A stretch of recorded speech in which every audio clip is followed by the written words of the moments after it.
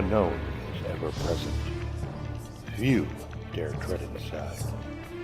The Bronxville Paranormal Society, in cooperation with the New York State UFO Project, the New York State Sasquatch Organization, and the North American Dogman Project, New York State Chapter, take you deep inside real cases, real experiences, and their reality.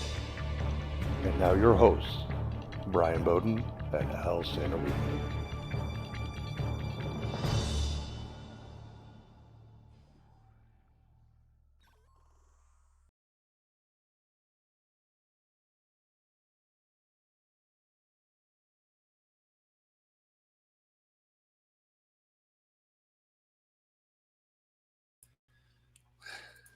It helps to unmute ourselves before we continue talking.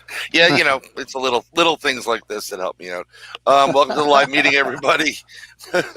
I'm going to try to get rid of some of that because it's just way too bright for me. And this is a live monthly meeting for the New York State UFO. Well, this is a live monthly meeting for the Bronxville Paranormal Society in cooperation with the New York State UFO Project, in cooperation with the New York State Sasquatch Organization, in cooperation with the North American Dogman Project, New York State Chapter. Put that on a check and cash it. Yeah, tell me about it. Tell me about it, brother. Tell me about it. That's a mouthful. That's for damn sure. Yeah, I'm trying to share this right now. So on Facebook, so I'm a little preoccupied with what's going on right now, but I want to share it to everybody. More options. I don't even know what are the options on Facebook anymore. I don't know. For me, it's usually like either go to jail or not go to jail. But I got to be honest, you're doing a number right now. You may far exceed me in jail time soon. Yeah, I don't think so. No, I think you are, brother. Well, I don't think so. I'm going to share this to the Bronxville Paranormal Society. No, I think this is going to go to it's going to be shared everywhere. So I'm sharing it to everything. So everybody else, you did a great job sharing this as well to as many people as possible inside the company. I'm going everywhere. I'm going to share this to whatever I can share it to. There's a lot of good guys that I've met through you. Tom, Carlito, Anthony, like all these guys and more. And of course, there's a lot too many to mention. Right. Absolutely. Yeah. Right. But, we just we do this every month. It's basically kind of like a get together for all those people that we used to do the live stream for, live meetings for. Yeah. Until, certain individuals decided to, screw us all over. So, but it's this is what we do. Legends, lore, crazy stories, cryptids. It's everywhere we can be and more. So I want to welcome everybody here. But we've got a pretty interesting show. Going on. We got a bunch of people listening, watching. Ooh, 11 comments already. Sorry, guys, I'm a little slow right now. No, there can't be 11 comments. No way. Yeah, Carlita. Tom's there. Tom, okay. We got Long Island Bigfoot. Awesome. Wow. Long Island Bigfoot. What's going on, brother? Yeah, what mall did you see him in? Only joking. I had to say that. Lieutenant's here. Lieutenant, this is great. Yeah. Tom. Sorry about this, guys. I'm trying to Al has a better networking reach than I do at this point because usually I am in Facebook jail. Although Al lately has been posting stuff that definitely would get him in Facebook jail for me. So I guess he's gonna have comments. Yeah. So it's it's a lot's going on. Lots going on with you, actually. You where did you go? You recently took a vacation someplace. Hey, before we get started with that stuff, I got a phone call today from a good friend of mine, Mario. What do you call it? What is it? I forgot what his trade is. He's Mario. He's a logger. No, not Crazy Mario from Long Island. Okay. Mario's a logger.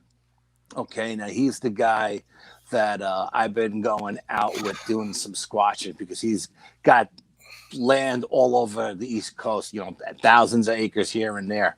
But call me this afternoon, and I didn't see the message until tonight. So I called him back, and he said he just bought another lot of land, like another 1,000 acres. And he said the activity is off the charts, and he wants to take me up Saturday to look, show me what he's been dealing with out in the field. And, he says now he's an expert thanks to me, which just works out great because my wife is going down to her mother's, for Saturday to see her mom. So I got the day to just mess around, and I'm going to take a ride with him and check out a new location.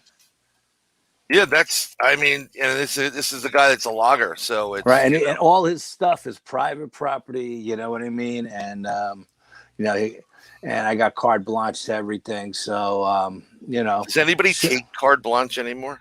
My dad had that card. That's why I'm asking.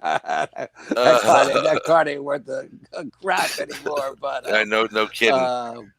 Anyway, it should be interesting. I'm going to go out in the woods and see what he's got to show me, and we'll take it from there. You know what I mean? He's a logger. He's in Bigfoot country, right?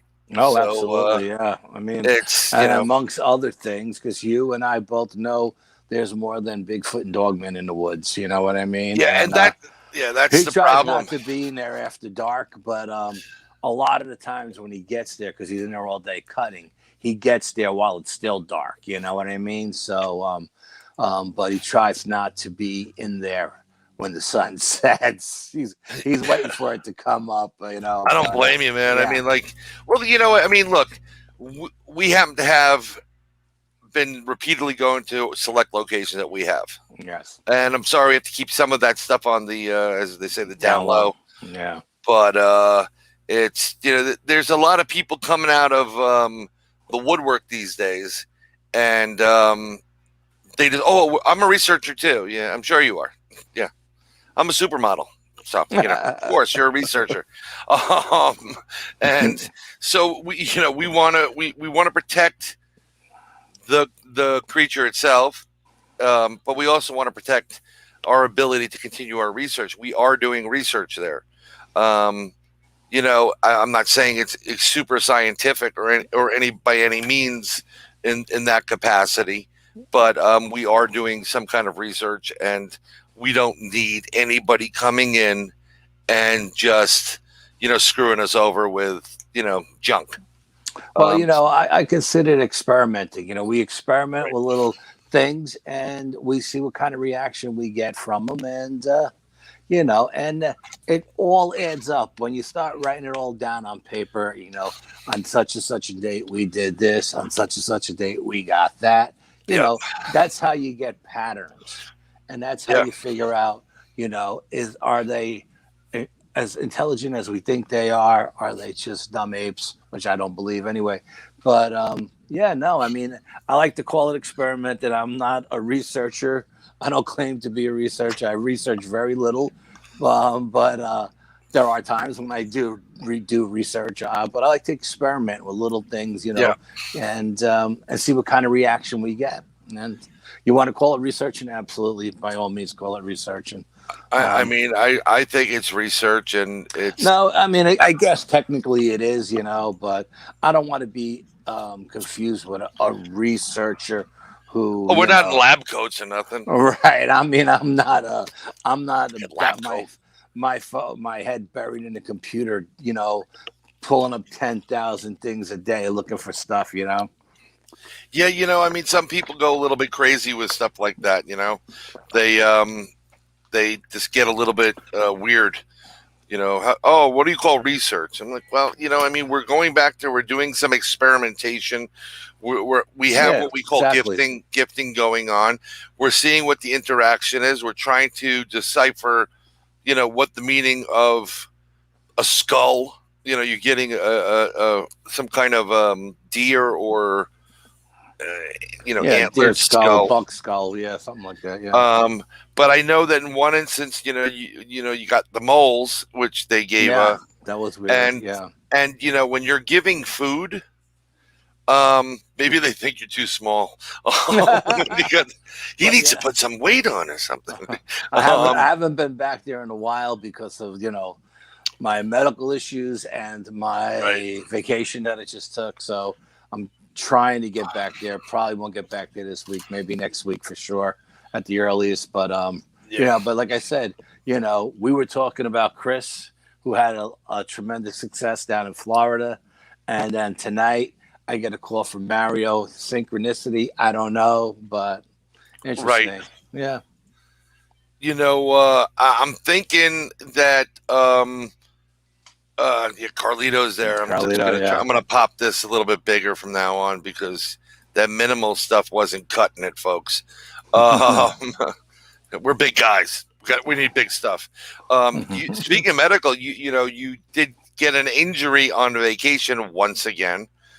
I'm calling him. I'm coconut and he's the lime. So you put the lime in the coconut and you get some crazy stuff. But yeah, he got an injury. With the lime in the coconut. Exactly. It's out of control. He got an injury initially, and but I want. It didn't stop me. It didn't stop me. No, it did not stop you whatsoever. No. Oh, we're getting a lot of great people here. Awesome. Hey, Dana, Carlito, Eric, Lieutenant, Tom. I mean, we can't, and if I miss somebody, I will find you and I will get you on there, okay? But we welcome everybody to the show. You can share it. You could, call up people. Yo, what's up? Come in, Steve Riley. Welcome. Steve, what's going on, buddy? Yeah. It's just we got a good thing going on. I got something. I got a video. I got people hitting me up. It was acquired through. I have a variety of different sources, and one source in particular likes to do stuff. He was very good in computers, and every once in a while, from Go. When we had the Commodore VIC-20. And I'm going to tell you my age on that one. I was able to make my name go across in like different colors or whatever. But this guy was like literally writing programs and hacking and whatever. And this is what they do. But he plays around on dark webs and he gets things done for people, websites, and makes sure no one can hit it. But he knows that I'm into all this. I've been researching it for a while. I mean, I've talked about this for decades, and I get these videos and he acquires these videos. I don't ask any questions. They wind up somehow in my stuff. And I'm like, okay. And I played a video and I was thinking about, playing it again, which I may just do right now. I don't know. I'm trying to get all this stuff up. But I think it's very interesting and, we're going to max this out. I think I'm going to go max with this. No, let me get out of this because then I can't play it properly. But this is the real deal, folks. This isn't a joke. This is the real deal. So I'm going to show it to you, and hopefully it'll play, and we can get all that going on. And then I got to get back to this. So I'm going to share my screen. I'm going to share it. And if it works, it works. If it doesn't, I will figure out a way to get it to work. So there's the video, and it is out of South America. And I don't know if it's coming up yet. There it is. This is a large gray, just so you know. Is he speaking Spanish? Do we know? I believe he is speaking Spanish. The guy on the left looks very familiar. Looks like someone who has definitely been dealing with. I can't put my finger on what him exactly, but he looks familiar. And mind you, this had it turned upside down. It's a weird video, but the question I got from a lot of people was, the guy's just nonchalantly, talking to an alien, and I said, I'm sure initially when he went out, you know, and had these interactions with these things, right? Mm-hmm. When he went out and he, you know, he was able to, you know, have a conversation with him. I'm sure he was like, oh my God, what the hell's going, you know, I'm sure he freaked out. I would have freaked out, you know, I don't know about you, but I definitely would have freaked out. You know, yeah, I know Buc-ee's, buddy. It's my favorite place. Sorry, Buc-ee's is the shirt right here. You got to stop at Buc-ee's, Al. Oh, God. Get the brisket. That's all I'm going to say. Oh, yeah, I'm in. Get 2 or 3 of those briskets. Yeah, I went to Buc-ee's. It's my new home. What's up, Diana? Yeah, I'm just going to keep going through this and welcome people and seeing what the heck's going on.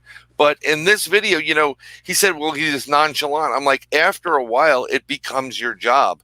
If this guy, which most of the larger grays, not the 3-footers, the larger grays are a lot more intelligent than the small grays, which are extraterrestrial biological entities. And they are often used as an envoy or an ambassador in a situation. So, yes, this is you know, a real video, and I have tons of these things. And when people say, "Oh, it's photoshopped," I'm like, "Are you kidding me?" I'm like, "You can't, you know, it's just not." What's up, B? So I just wanted to play that for everybody, and I will. Yeah, interesting video. I'd like to actually hear the alien speak Spanish, how well he speaks it, and you know, look at it a little bit more in detail, you know. Yeah, no, I trust me, I've been vetting this stuff, and where a lot of the stuff that I'm getting comes from is from things that I shouldn't have access to. But yeah, I'm getting it. So I'm not personally doing it. I'm just sharing, but I do think the video is very real. What's up, Steve? And I've seen others in the same capacity. And a lot of this stuff, when he's talking because that's how he normally communicates. But I don't believe the extraterrestrial actually is putting his mouth and vocal cords, if he has them, to use. So you think the extraterrestrial is speaking to him telepathy-wise, mental telepathy, but he's speaking back, "Hey, Katie." Hey, Katie. Yep. Through, you know, regular language. Yes. Okay. I think he's using telepathy to communicate. It's easier and it's straight to the point. It's the same thing. You're going to hear it in your mind as if you heard it, if we're saying right now. Absolutely. It's just an easier way to you know, get it going on. But I would like to welcome back the one and only wonderful, beautiful Katie Turner. Thank you for being here. It's great to see your beautiful face back in the swing of things here. And she is probably one of the better, if not one of the best gifted individuals. Psychic extraordinaire. Yeah. Oh my God, yeah. So go check her out. Scary, folks. She's also been on TV many times. Many times. Many times. As a matter of fact, I was just watching some of her old shows the other night. I was watching them. Yeah. Just to see her. I gotta eventually have I have Katie. Yeah, you gotta come back on because I haven't met my English whatever the guardian, whatever those are. I haven't met them yet. So and it's about bloody time. Whatever the short blonde, I guess guardian angel or no. She says I have a guardian angel. I asked her in my interview with Katie. It's available on Podbean, inside the Goblin Universe.podbean.com. So is this. This will be on it. Besides YouTube. And I asked her. I said, "Who are my spirit guides and what do they drink?" And she was taken back by that. Yeah, I'm sure she was. I think she was. It's a really good reaction. She started laughing. We lightened up at that point, and Noogie's here. It's good to see Noogie. I used to give noogies to people. Well, that's a totally different story. Different noogie. Yeah. So I just wanted to start off with something a little bit different. It's not every day you see a real live alien, extraterrestrial, and I do believe it's real. I'm going to confirm it again. And there are extraterrestrials that have lived here before we've gotten here, and there are also extraterrestrials that are arriving here. They're also interdimensionals, but we'll go into that a little bit differently, because that guy, he's that side, that wherever he is, he went on a vacation recently. He got bit by something, of course, and he's recovering from that. So if you can, send your prayers, healing, blessings out to the Godfather. The Godfather. Drop the cannolis, get the squatch. Yeah, if this medicine doesn't work, they want to put me in the hospital. So send your healing energies, please. Yes, please. Please send your healing energy to the Big Al, Santa Riga, and, but where did you go into the details of where you went? Oh, so my wife and I, we decided to go to Gettysburg, Pennsylvania for a vacation for a couple of days. And we stayed at a nice place across the street from the battlefield. And we hit a couple of ghost tours one night. Because we had access to the battlefield that night, you're not really supposed to be on it, but the hotel was right across the street. So what am I going to do? So I went on the battlefield. You don't listen. Well, look, I'm shooting in thermal, I'm shooting in IR, I'm shooting a full spectrum. No one's going to see the light from the street. You know what I mean? I see one cop in the whole town. I was there, So we went up on the battlefield, and I took some photos, just random photos, and all different spectrums of light. And I caught 2 images on the battlefield. One looked like he was a soldier just stepping out of the tree line, and one looked like a ghostly apparition running across the field. So I don't know if you want to show those pictures. I definitely want to show those pictures. Okay. So I'm going to go open those files up and actually cancel one thing. Give me a moment here. I'm just got to figure things out, because I had the folder open. Okay. And I wanted to get all that stuff. So we want to go for the first one. It's the green battlefield. Yeah, as a matter of fact, Brian was the one who seen the ghostly apparition running across the field. I didn't even notice that one. You pointed that out to me. So. Yep. I'm going to see if I can open all of them and see what we get there. Okay. And then we'll just go. We'll go moment by moment. Oh, there it is. Thank God. So here. Here. I am unfortunately the one-man show here when it comes to these things. So I'm going to switch over to this and share my screen. Give me a moment. So this is the first image. No, that's not what I wanted. Keep talking. I'm going to remove it. So, just while you're playing around with this, Bill called me, and he wanted me to go with him down to New York, I think Staten Island or somewhere. Ron Iacovetti is doing an investigation. I know. I think it's tonight, right? Oh, no, it's next. It's this Saturday, I think. And, oh, wow. So he wanted me to go with Ron, and unfortunately, I'm doing the Chance Theater with Alexandra Holzer. Go with Alexandra. She's awesome. Yeah, it's close to home. She's always been great to us. So she's a sweetheart. Yeah, she's just a doll. Yeah, I don't know if you can enlarge that at all, just so you get a better. Yep, I'm gonna go in. Give me a second. Okay, I got fat fingers here.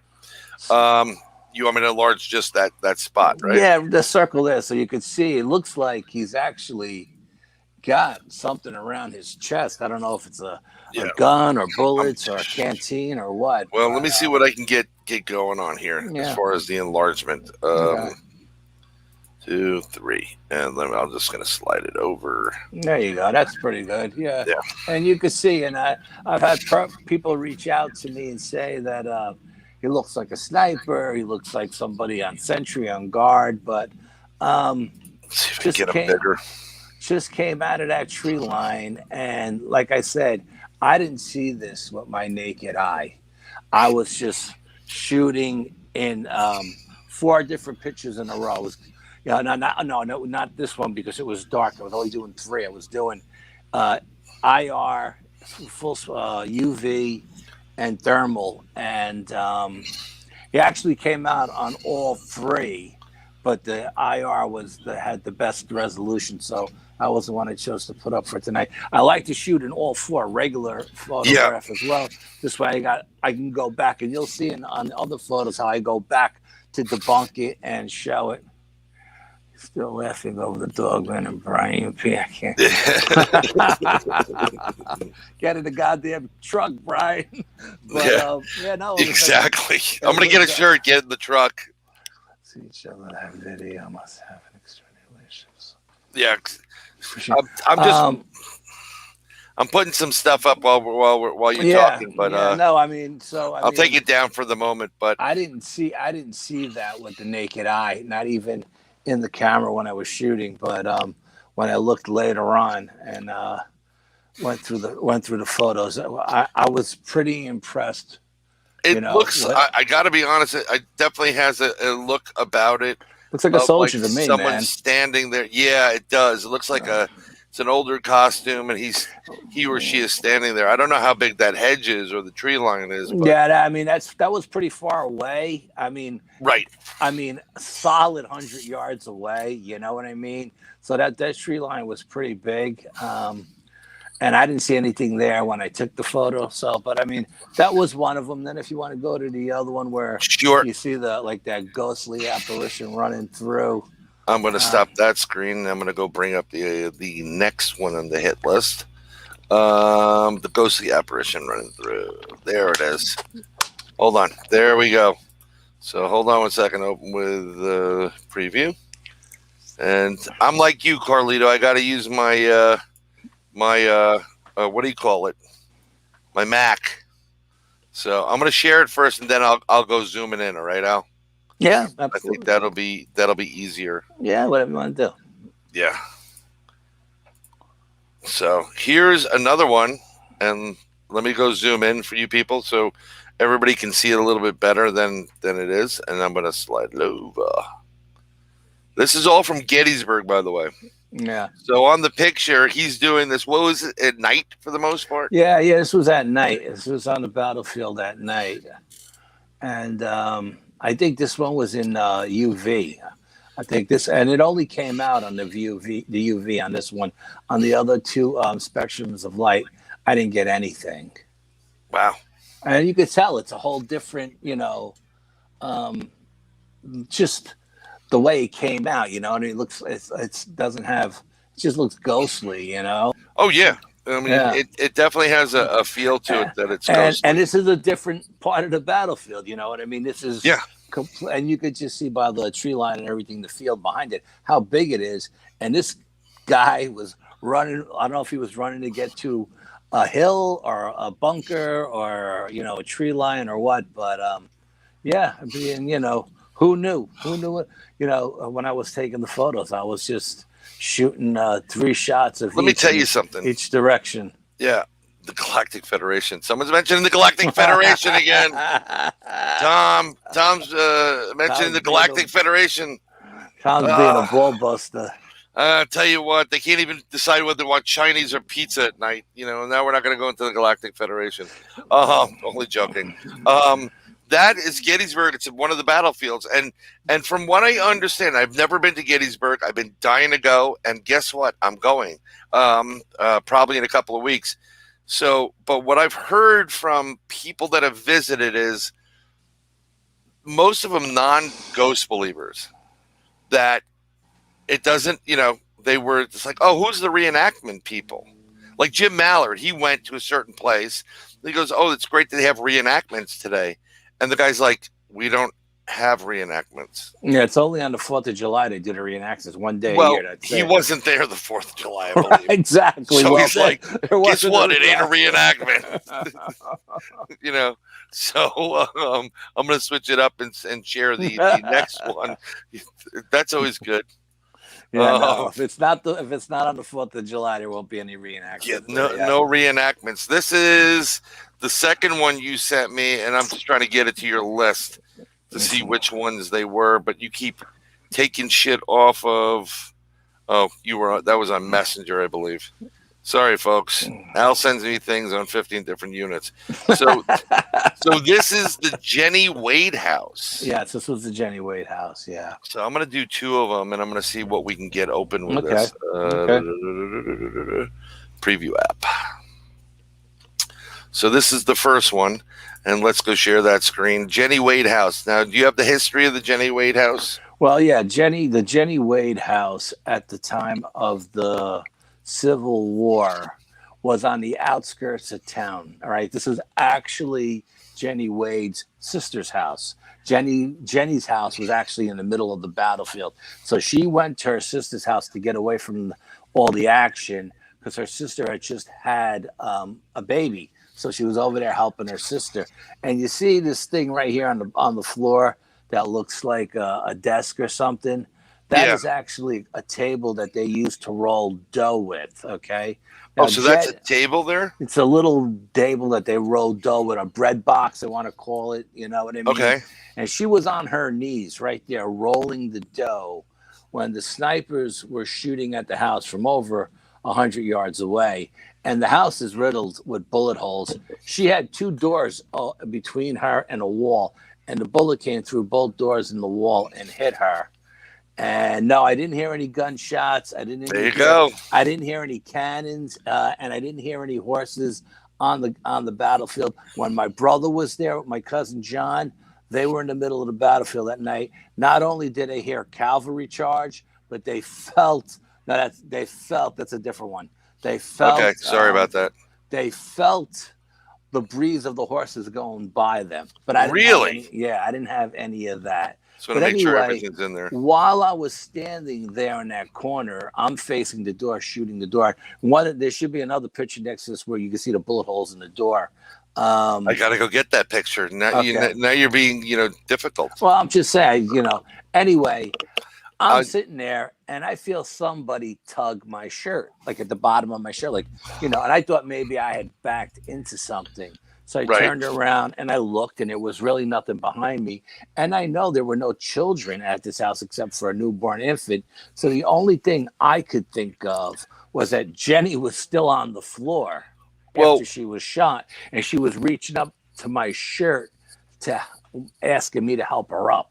You know what I mean? Here's my $50,000 question. I don't know if anybody else has it, but on the lower right side of this, and I hope it comes in the right side, I think it is, it looks like there's someone standing there in a period dress. Yeah, that's someone doing the tour, yes. That's okay. Yeah.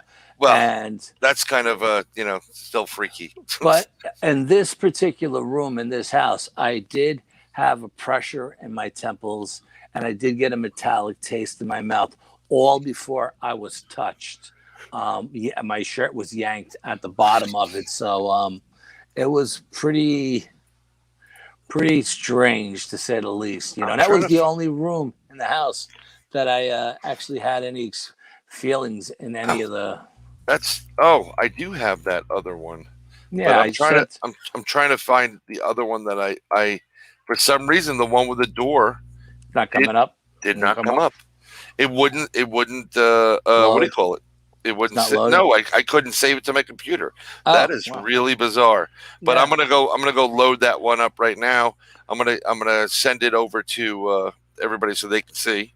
Okay, because you can see the bullet holes. It's the sun coming through the door, the size of the bullet holes, and I mean, I didn't pick up any souvenirs while I was there because I've heard too many horror stories of the people actually picking up like the musket balls and stuff like that they found on the battlefields and they sell.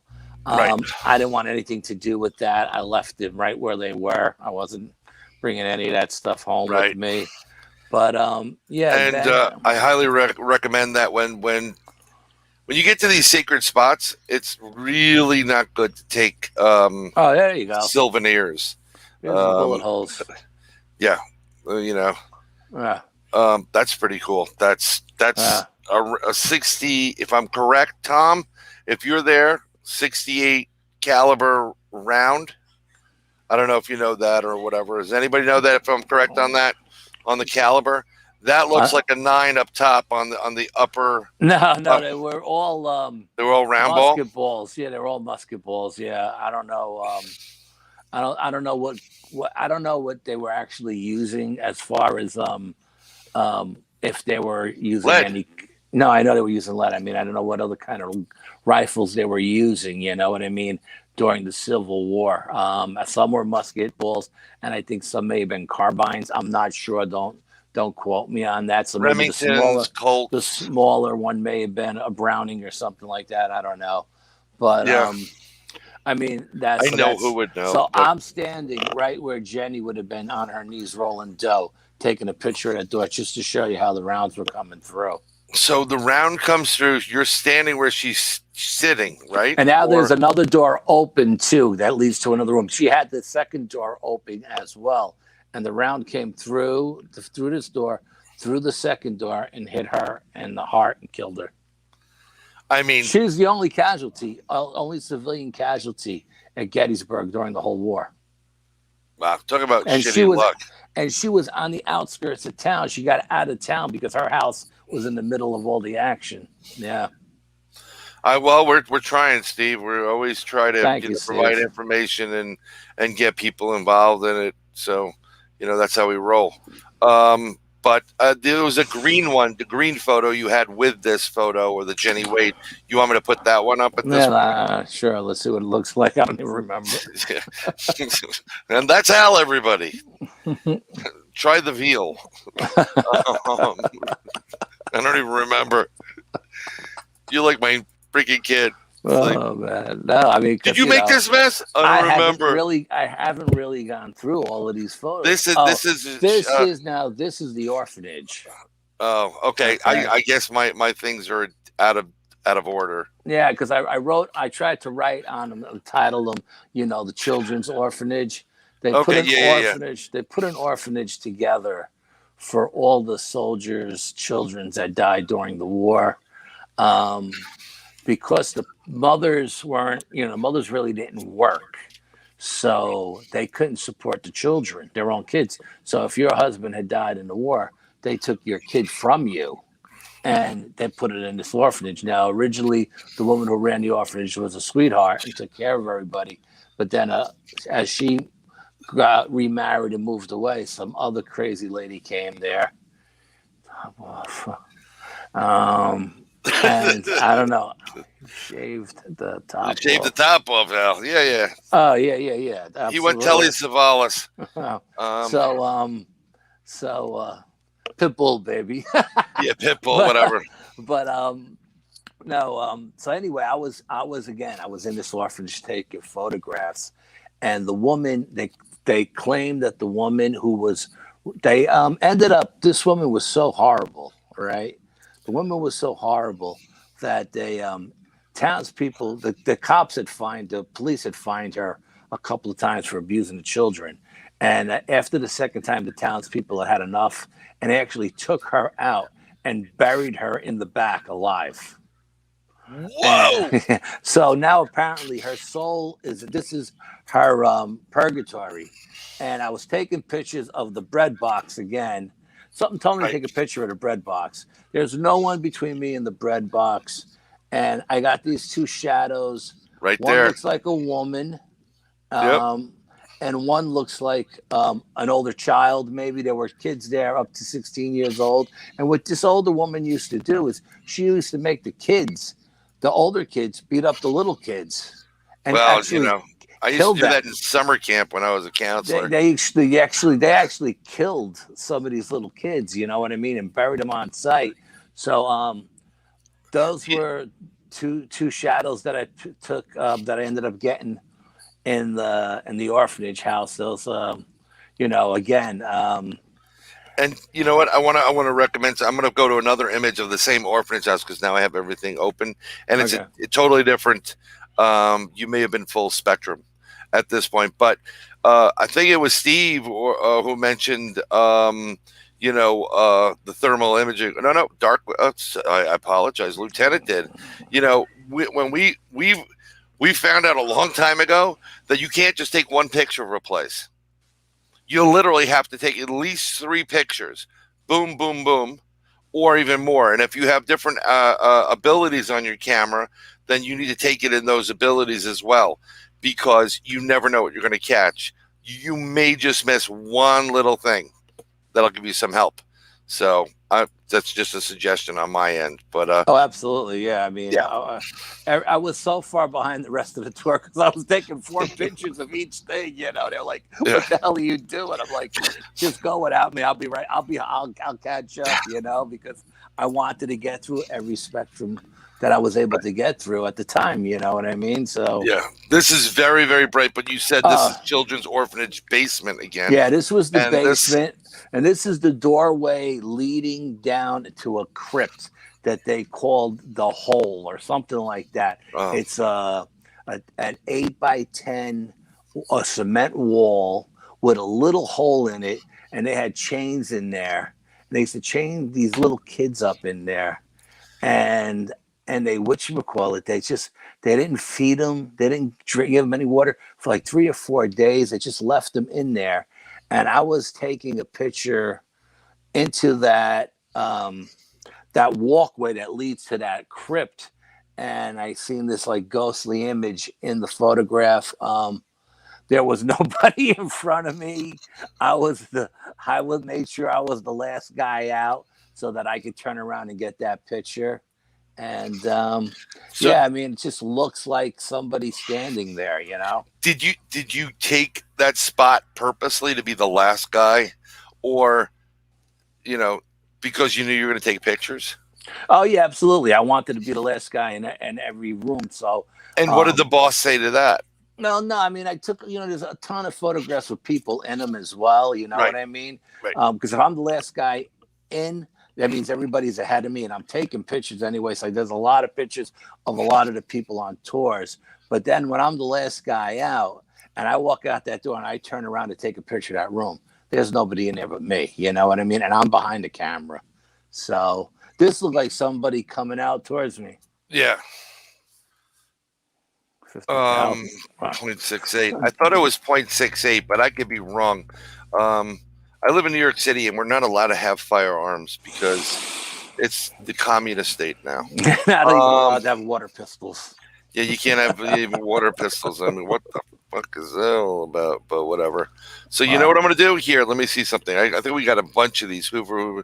Okay, I'm going to go all the way to. I just want to make sure I can get them all in. Yeah, I mean, we'll try. So yeah, I'm going to open these up, and then this way we'll already have them open. Yeah, and we can go through them one by one. It'll be easier. Yeah. So, yay! It makes it. This is great if you have like a third party to help you out with these things. Yeah, it would have been nice if I had somebody. Hey, Antonio. Now, we're at the Hoover House here. This is in Waynesboro, Pennsylvania. It's about 20 minutes outside of Gettysburg, and Antietam is to the right, and then there's another battlefield 20 minutes to the left. And this is our friend's house, Jim and Dave's house, and Pam and Steve. They're all owners of this house, and we stopped in to say hello and spend the night. Now, this particular this bedroom, I mean, this room is unbelievable. This house is unbelievable. Okay, it's just unbelievable, and but it's haunted. And this particular bedroom, they say that a person lays in bed with you. Shh! Don't tell my family. So we were in bed. My wife had gone up earlier.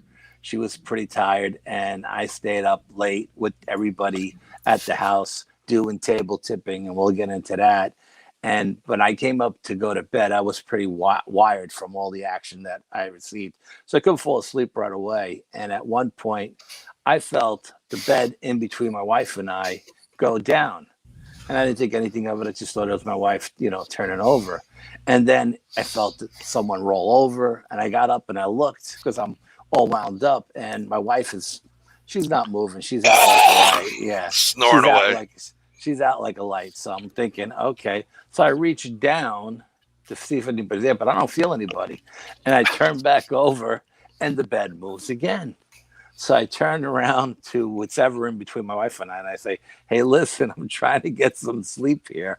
If you don't stop moving around, you got to get the hell out of bed and go sleep on the couch, I said, because I need to get some sleep.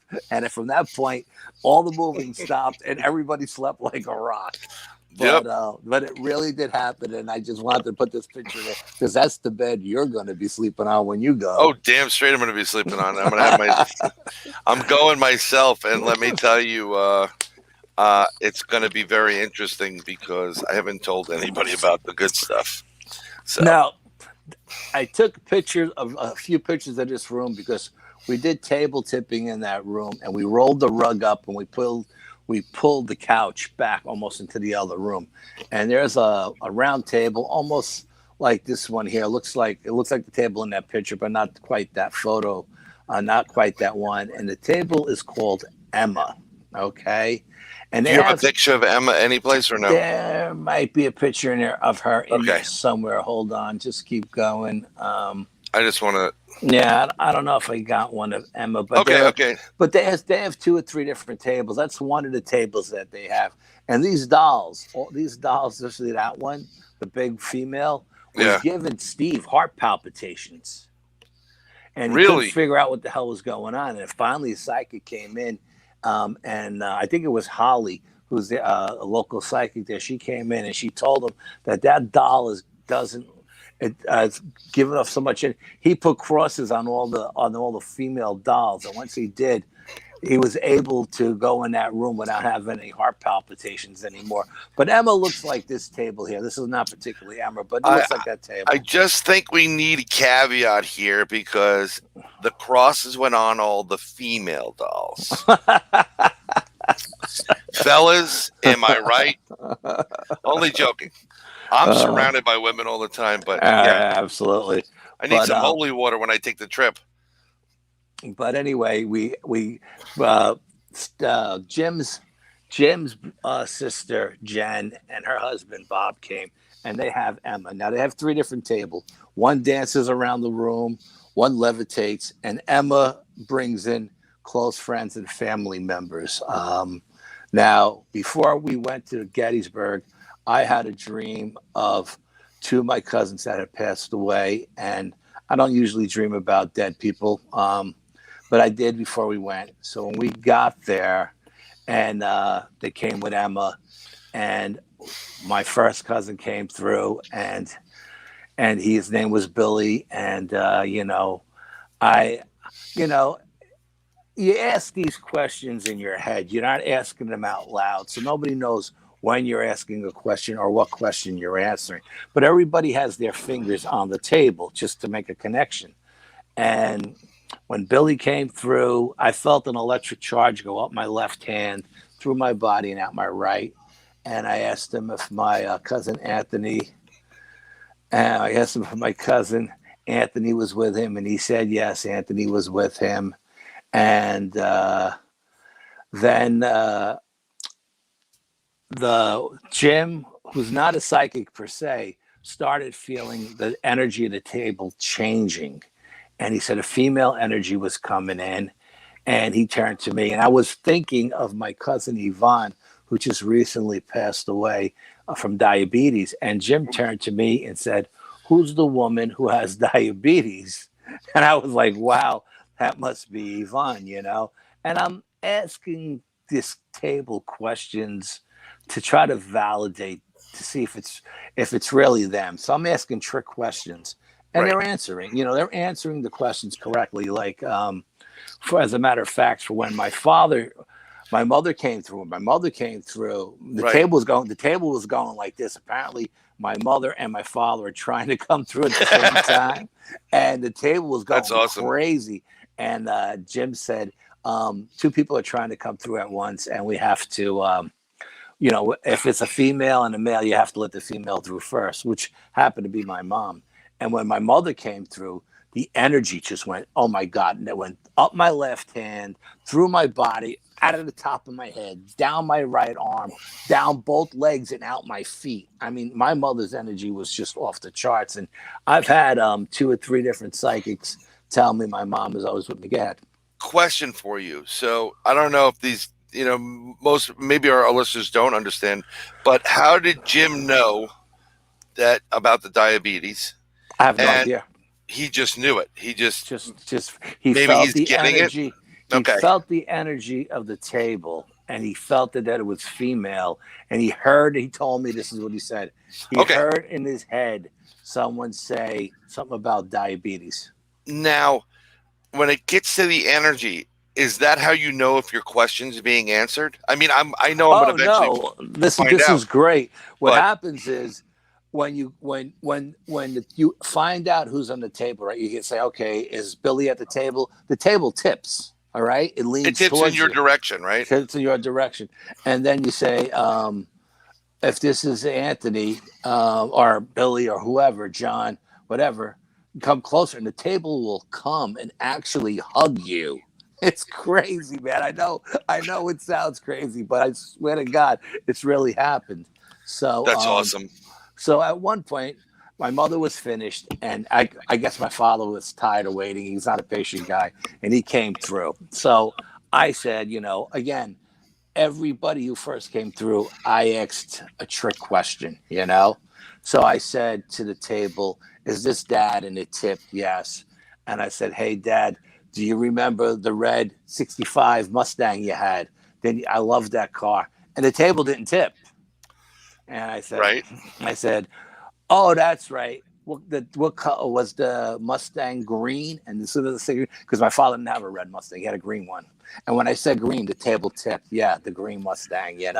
Always thinking. I always think about. I got goosebumps just telling this story. I swear to God. And then my father, who was a big band guy, loved the big band music, and I said, I said, hey, Pop, you used to like to cut a rug. You want to cut a rug? And all of a sudden, the table went to the center of the room. Everybody got up. We're all holding on. And this table starts dancing around the room like he's cutting a rug. I don't know, jitterbug, whatever they did back then in the bands, right? And then I say to him, I said, what was your favorite dance, though, Dad, of all of them? I know what his favorite dance was. And the table starts spinning around in circles, loop, the loop, the loop. My father loved to tango. And I swear to God, it felt like I was him with a woman in my hands and just twirling her around that room. But everybody was holding on to the table. And we moved all the furniture back. And this table, we went around like 20 times in a circle. I was getting dizzy. Everybody was like, okay, we got to sit down. I was like, okay, Pop, you got to go, because you're making everybody dizzy. But and then, a couple other cousins came through, but they had, here's a quick question. This will blow your mind. My cousin Adrian comes through. Now, my cousin Adrian died when I was like 10, okay? And she was a hippie chick.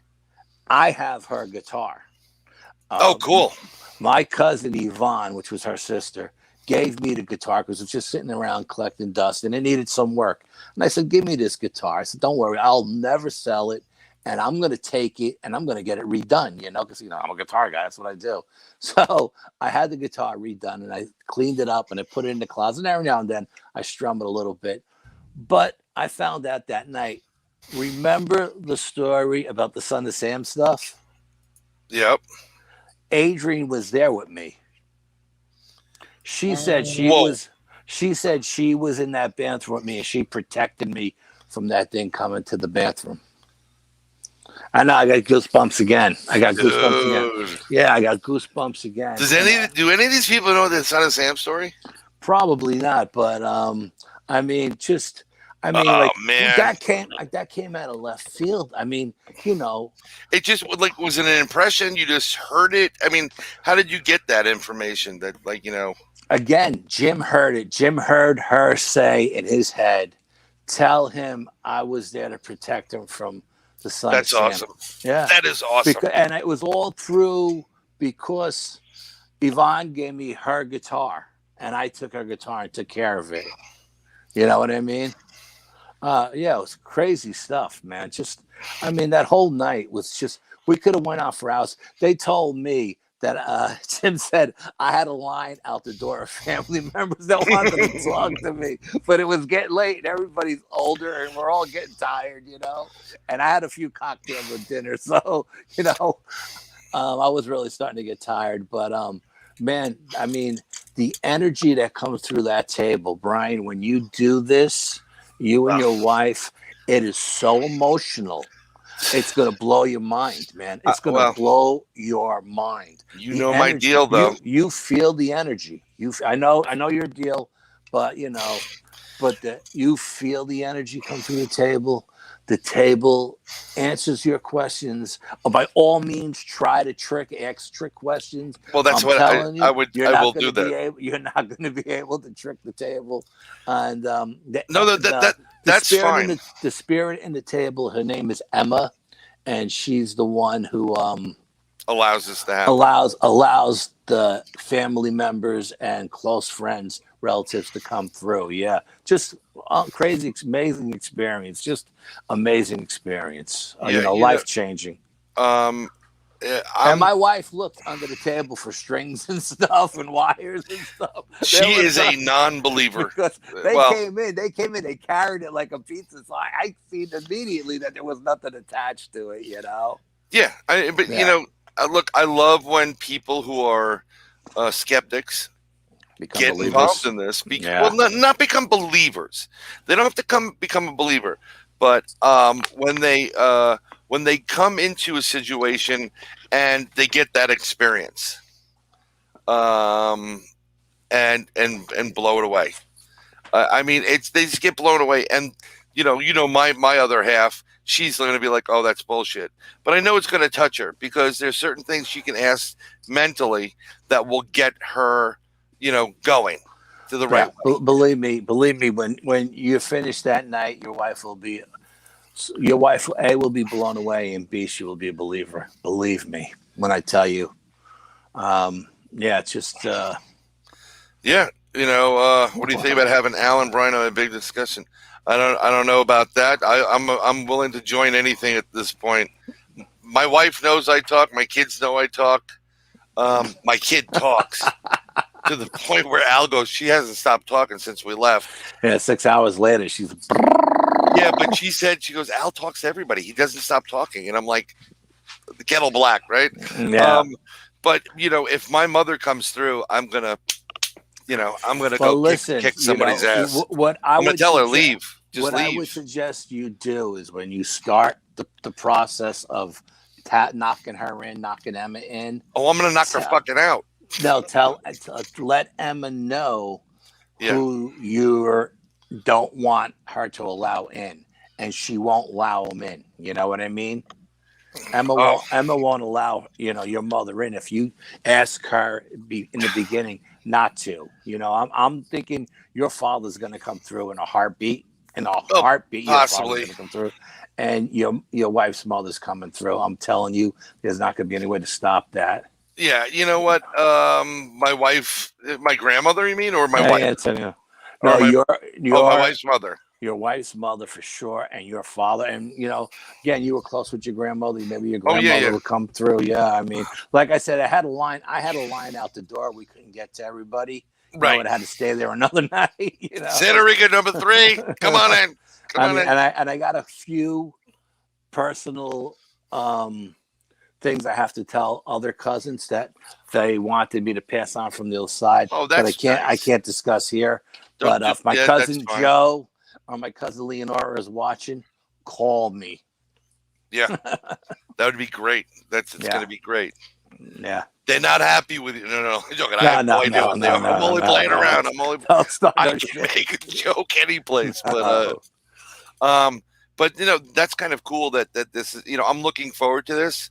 It's going to blow your mind. Yeah, I just, it's going to be interesting when I'm in that bed and my kids are in that like pull-out thing. I'm going to tell them couch, if you want to snuggle, okay, but stop moving around. If you move around, go downstairs. Yeah, like I said, I'm gonna say, hey, listen, there's another room right next door. You know, what your case, you'll have all the beds filled. You know, so you could just tell them there's another room right next door that nobody's using. Yeah. You know, but you got to stay still. I told them you got to stay still, and they stopped. They stopped moving, and everybody slept like a rock. You know what? I mean, I'll just tell them, hey, go upstairs to the crapper and just get out of here. You know, I don't need that kind of energy, but I know my wife will be out. I was very lucky when I went. We were the only people at the inn. You know what I mean? So we had the whole place to ourselves, besides Steve and Pam, who are the innkeepers. Right. So we didn't have like anyone else wanting to like come and use the table. You know, there wasn't any time limitation. I had all night. I could have stayed down there all night and just went through every single family member that, you know, I've lost a lot of family members the last 10 years or so. So it was a very emotional night. That's good. That's what you kind of want in certain things. You know, you want to have some kind of an emotional connection with. I mean, I would assume that you know when it's family. There's certain things that you know that not even your wife knows, and you've been with your wife forever. Yeah. And it's like, it was them. You know, I mean, you know. Yeah, like I said, I mean, every single one who came through, I gave him a trick question. You know what I mean? Well, I'm going to screw everybody, because when they ask me to come through the table, like, you know, decades from now, and I come through the table, I'm going to tell them that I buried a secret treasure when I didn't. And I'm like, if you look out in this field, there'll be a secret treasure. And then these kids will be like, oh my God, Dad buried a secret treasure, except for Jordan. She'll be like, Dad didn't bury crap. But I got to ask you, you know, like, because that's how Dad rolls. I'll just play jokes all the time. So, of these things that you were there, you know, you were experiencing this, something you sent me a picture of, which kind of gets me a little unnerved, is the following.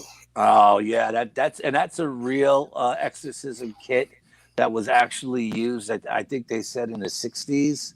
They bought that from a antique shop down the street that they're good friends with, and they've done investigations in the antique shop, and we stopped in the antique shop just to say hello. But I figured you'd get a kick out of that. Yeah. Who the hell has an authentic exorcism kit in the antique shop? What kind of antique shop? Somebody had it for sale, and or they went to an estate sale and they seen it and they got it. Dude, I wouldn't want to have anything to do with that estate sales at all. Steve, but to answer your question, yes. Since we have the exorcism kit up, Steve was asking Al, didn't the postal worker that delivered the mail hang himself over the Son of Sam? Yes, Steve. Yes, he did. The cat started talking to him. Yeah. And this is why I don't have cats. I'm a dog. I got like 5 cats. Yeah, Al's got like mutual. Well, he's got Wild Kingdom there. Yeah, I got Wild Kingdom. And his wife will feed anything and everything. If you go to the back door, you're hungry, she'll feed you. Yes, absolutely. If you show up, she'll feed you. Yeah. I'm waiting for her to get the big cat. The big kitty. That's going to be a little unnerving there. It's coming. Yeah, you know what? I'm sure it's going to. You want? Let me show you this. The house. There's another one. We'll get that in there too. So this way people can see what's going on with that. Let me go to that. Yeah, this is one of the historical buildings in town, and I sent you this picture, and I think it was the IR picture itself. Right. Because you could see, like in this picture, that window that has the little light on in it, the second one from the left. There's nothing in that window. You know what I mean? Right. Yeah, there's nothing. But in the IR photo, it looks like, to me, and it looks there's like something there. Somebody looking at it. Now, if you blow that up, it actually looks like someone's torso, you know? Okay, so are we looking left or right again? We're looking right over the G sign where it says G. Yeah, that's what I thought. Yeah. So I'm going to zoom in on that a bit and see what we can get. It definitely has that same feel as the original, soldier. The soldier field. Yeah, like something was definitely there. But like I said, and it's the reason why I sent you the one without, the clear shot, because there's nothing there except there's a light on in that room, but there's no one looking out that window. And in this particular picture, it looks like, to me, and it's just one man's opinion, like a little girl. Right. I mean, it definitely has this definitely something going on with this, and pigtails or bow tie or whatever they put in the girls' heads, little bow ties. Or I'm trying to figure out what I should what do you call it? Take with me camera wise. Like, should I take a big camera, little camera? I mean, I don't really like, I got a lot of whatchamacallit. I used the digital thing that has all the readings on it, all the different ones, and I got a lot of those too, where I was in front of houses where we got spikes with stuff, like environmental spikes in front of the houses. I got a lot of that stuff too. I didn't send any of that stuff because it's just, numbers and readings and stuff. But I got a lot of that too. There was another toy that I brought that I wanted to use just to see if the they changed at certain rooms, the environment, like the readings did. And so I got a few of those too. But, those were the interesting ones. Like I said, that last photograph, I sent you the one that was done in regular light and the one in the IR, so you can use the regular one to debunk the IR one. And there's nothing in that regular one except a light on behind those, and there's a light on behind the not the shades, but the curtains or whatever they were, the blinds. Right. And then in the IR one, I don't know if that's standing on the railing in front of the window looking out, or if that's in the window looking out. To me, it looks like it's standing in front of the railing. Whoa, what's that? That is the latest Bowden design. It's a little takeoff. If you're a Grateful Dead fan, instead of "I steal your face," it's "I squatch your face," and it's coming out soon. So I'm playing with it. Okay. So this is what we have to bring to Whitehall. We got to go to Whitehall for the festival and bring these shirts, man. I'm definitely going to bring the shirts. And I'm figuring out the easiest way if anybody wants to buy them online, whatever. But I mean, we'll use whatever the revenue is to just, further our research. That's, try to get better equipment and, maybe, get up to some other locations. But I thought I'd share it with you today. Yeah, that's very cool. Yeah, it's bizarre, but it looks like that guy from the X-Men, that not the Wolverine guy, but the other guy who was like a beast. Yep, the Beast. Yes, the Beast. Yeah. The Beast. The Beast. Yeah, but it is what it is. We have to. It is what it is. You have to, So why don't you showcase what you're doing in case anybody wants any shirts? Like the other one you were showing me, the other images you showed me. With the swatch with the little toes that were little squatches. Oh, you want me to? Okay. Why not? I have to get that going on, but I will. Okay. I will find it right now, and I'll definitely share it with everybody because it is a good shirt. I mean, this is our. I reformatted and I was playing around with our New York State Sasquatch.org. I'll just share it and Brian's got a lot of time on his hands. I have a ton of freaking time. Yeah. Play with things. And, because he's a vampire and he doesn't sleep at night, so not at all. He gets all the stuff he's supposed to do during the day done at night, and the stuff he's supposed to do at night he does during the day. Of course. While the family's away, Brian will play. Yeah, basically yes. And then while they sleep, he works. Pretty much. I mean, it's just we're doing two different type of shirts here, and. I'm just trying to find the front so I can share it with everybody while we're there. Hey, did Pam contact you from the Hoover House about the shirts? Yes, she did. We're looking at pricing right now for her. She needs them for the Hoover House, and she needs them for the Gettysburg Ghost Exchange as well. Oh, I know. I mean, I'm very, very much well aware of her need for right now. Okay. It's just, it's really weird. Their pricing is off the chart because they can't, it's PA pricing. PA pricing. Yeah, I know. There's going to be a difference. Yeah, there's going to be a difference. Big difference. Absolutely. In a lot of that stuff. But this is our, and this will be available without the director's portion of it, because you're not a director and you don't need one. But this is the New York State Sasquatch Organization shirt. It is coming soon, and I will be sharing the screen. And anybody that wants one, just understand that the proceeds do help us out. So, it's good to know that Miss B is still there. But if you've noticed, and I'll zoom in a little bit on. Notice the toes. The toes are all Sasquatch themselves. Yeah. Yep.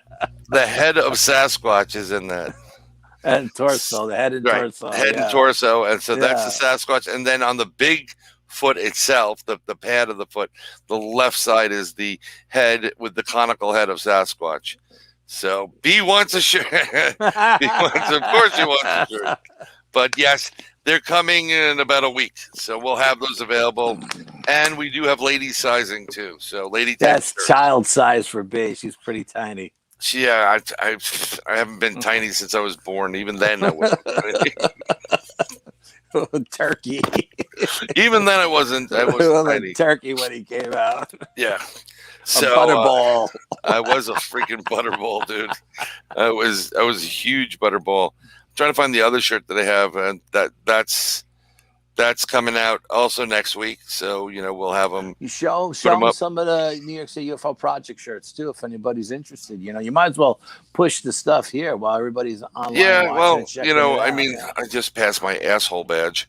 My asshole merit badge. Yeah, I got one of those too. Yeah. Yeah, I'm just trying to find the actual the project that I did.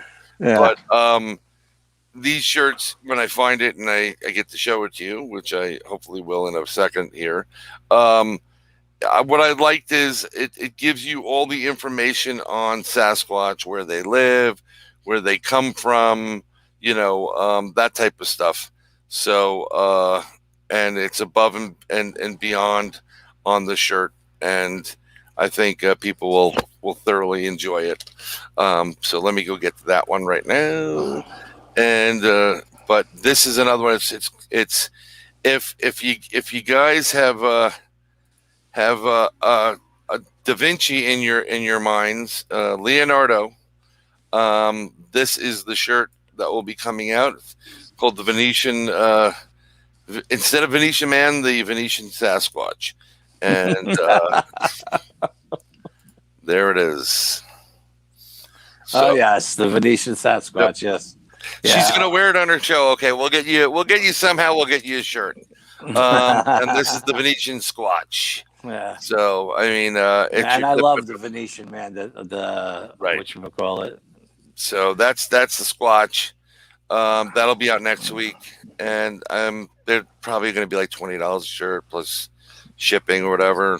We're not Amazon. We don't ship for free.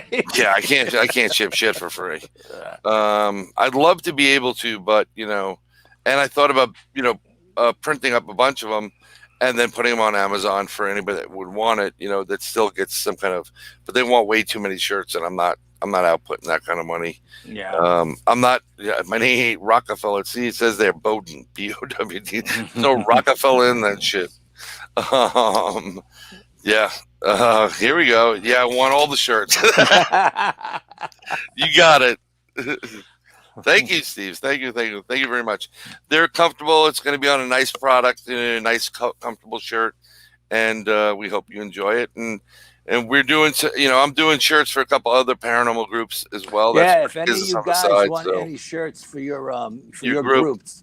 Yeah, let me know. Brian's the guy to talk to, man. His wife has been doing this for her whole life, so yeah, this is their gig, and he's made a couple of shirts up for other people as well.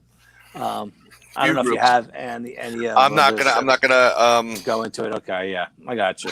You know, but, do you large Italian? Yeah, we got large Italian too, but it doesn't come. You're looking at one right here. It doesn't come with any cannolis though. That's the problem, Antonio. Buy 6 shirts, get a cannoli. You don't want to eat it when you get it. I'll take a dozen. I want 2 cannolis. Drop the cannolis, get the shirts. Yeah. So there's a lot of, I don't know if anybody's noticed it, but did you show that other video, that one that you got from your buddy that shows the craft? One of those guys were driving. Did you show that the last time? Or we didn't have it the last time, right? No, I didn't show it because here's the problem with the video. And I'm not going to show it now because I've after doing a lot more due diligence, double D's. He debunked a lot of it. Here's the problem. Okay. So CGI is very, very good. Okay. And if I could find the video, I would throw it up. But someone said, "Okay, I'll take 6 cannolis." Okay, that's 25. Hey, listen, shirts, if anybody's got any questions they want to ask us, I mean, now's the time, to pick our brains. We're more than happy to answer any of the questions you guys want to answer about any subject. You know what I mean? I know it's BPS and UFO, but it's whatever it is. Just ask us. Don't worry about it. Right. I spoke to Cindy today, our psychic. And I told her, she said, where'd you go? And I told her, she goes, where'd you go? And when I went to Gettysburg, she goes, oh my God. And she goes, she says, did you do some kind of like seance or something? And I was like, no, we did a little table tipping. And she goes, who's Anthony? And I go, why? Tell me to tell you to go fuck yourself. That's what she said. And I could hear that coming out of my cousin Anthony's mouth. You fucking asshole. He did not. Yes. Really? And I just started laughing. I was like, oh my God. She goes, because she was in Florida at the time, I think. That is fucking awesome. Yeah, and I had a feeling, he was probably pissed at Billy because Billy wouldn't let him in right away. But yeah, it was hysterical when she said that to me. You know how she is. Where'd you go? I'm feeling this. What are you up to? Bada beep, bada boop. And yeah, it's just crazy stuff. That is something. Let me tell you something. Let me tell you something. That is something my cousin Anthony would say all the time. All the time, whenever he's seen you, Yeah, well, it's interesting because I never ever ask our psychic Cindy for anything. No, me neither. She's like a sister to me. She's out in Arkansas. I love the woman to death. She's a beautiful person and she's super good at what she does. Yeah, she's tremendous. There was somebody that was skeptical of Cindy, and Cindy at one point read their RX bottle. And she started reading it, and she's like, and the woman's like, what's that? And she goes, that's the RX bottle behind your head right now. And it was there, and it was spot on. But I never ask her for anything. If it's something where I'm too close to, like with the kids, like my youngest saw something, and I said, what is it? Because I can't get my grasp on it. And she tells me, tell it to leave.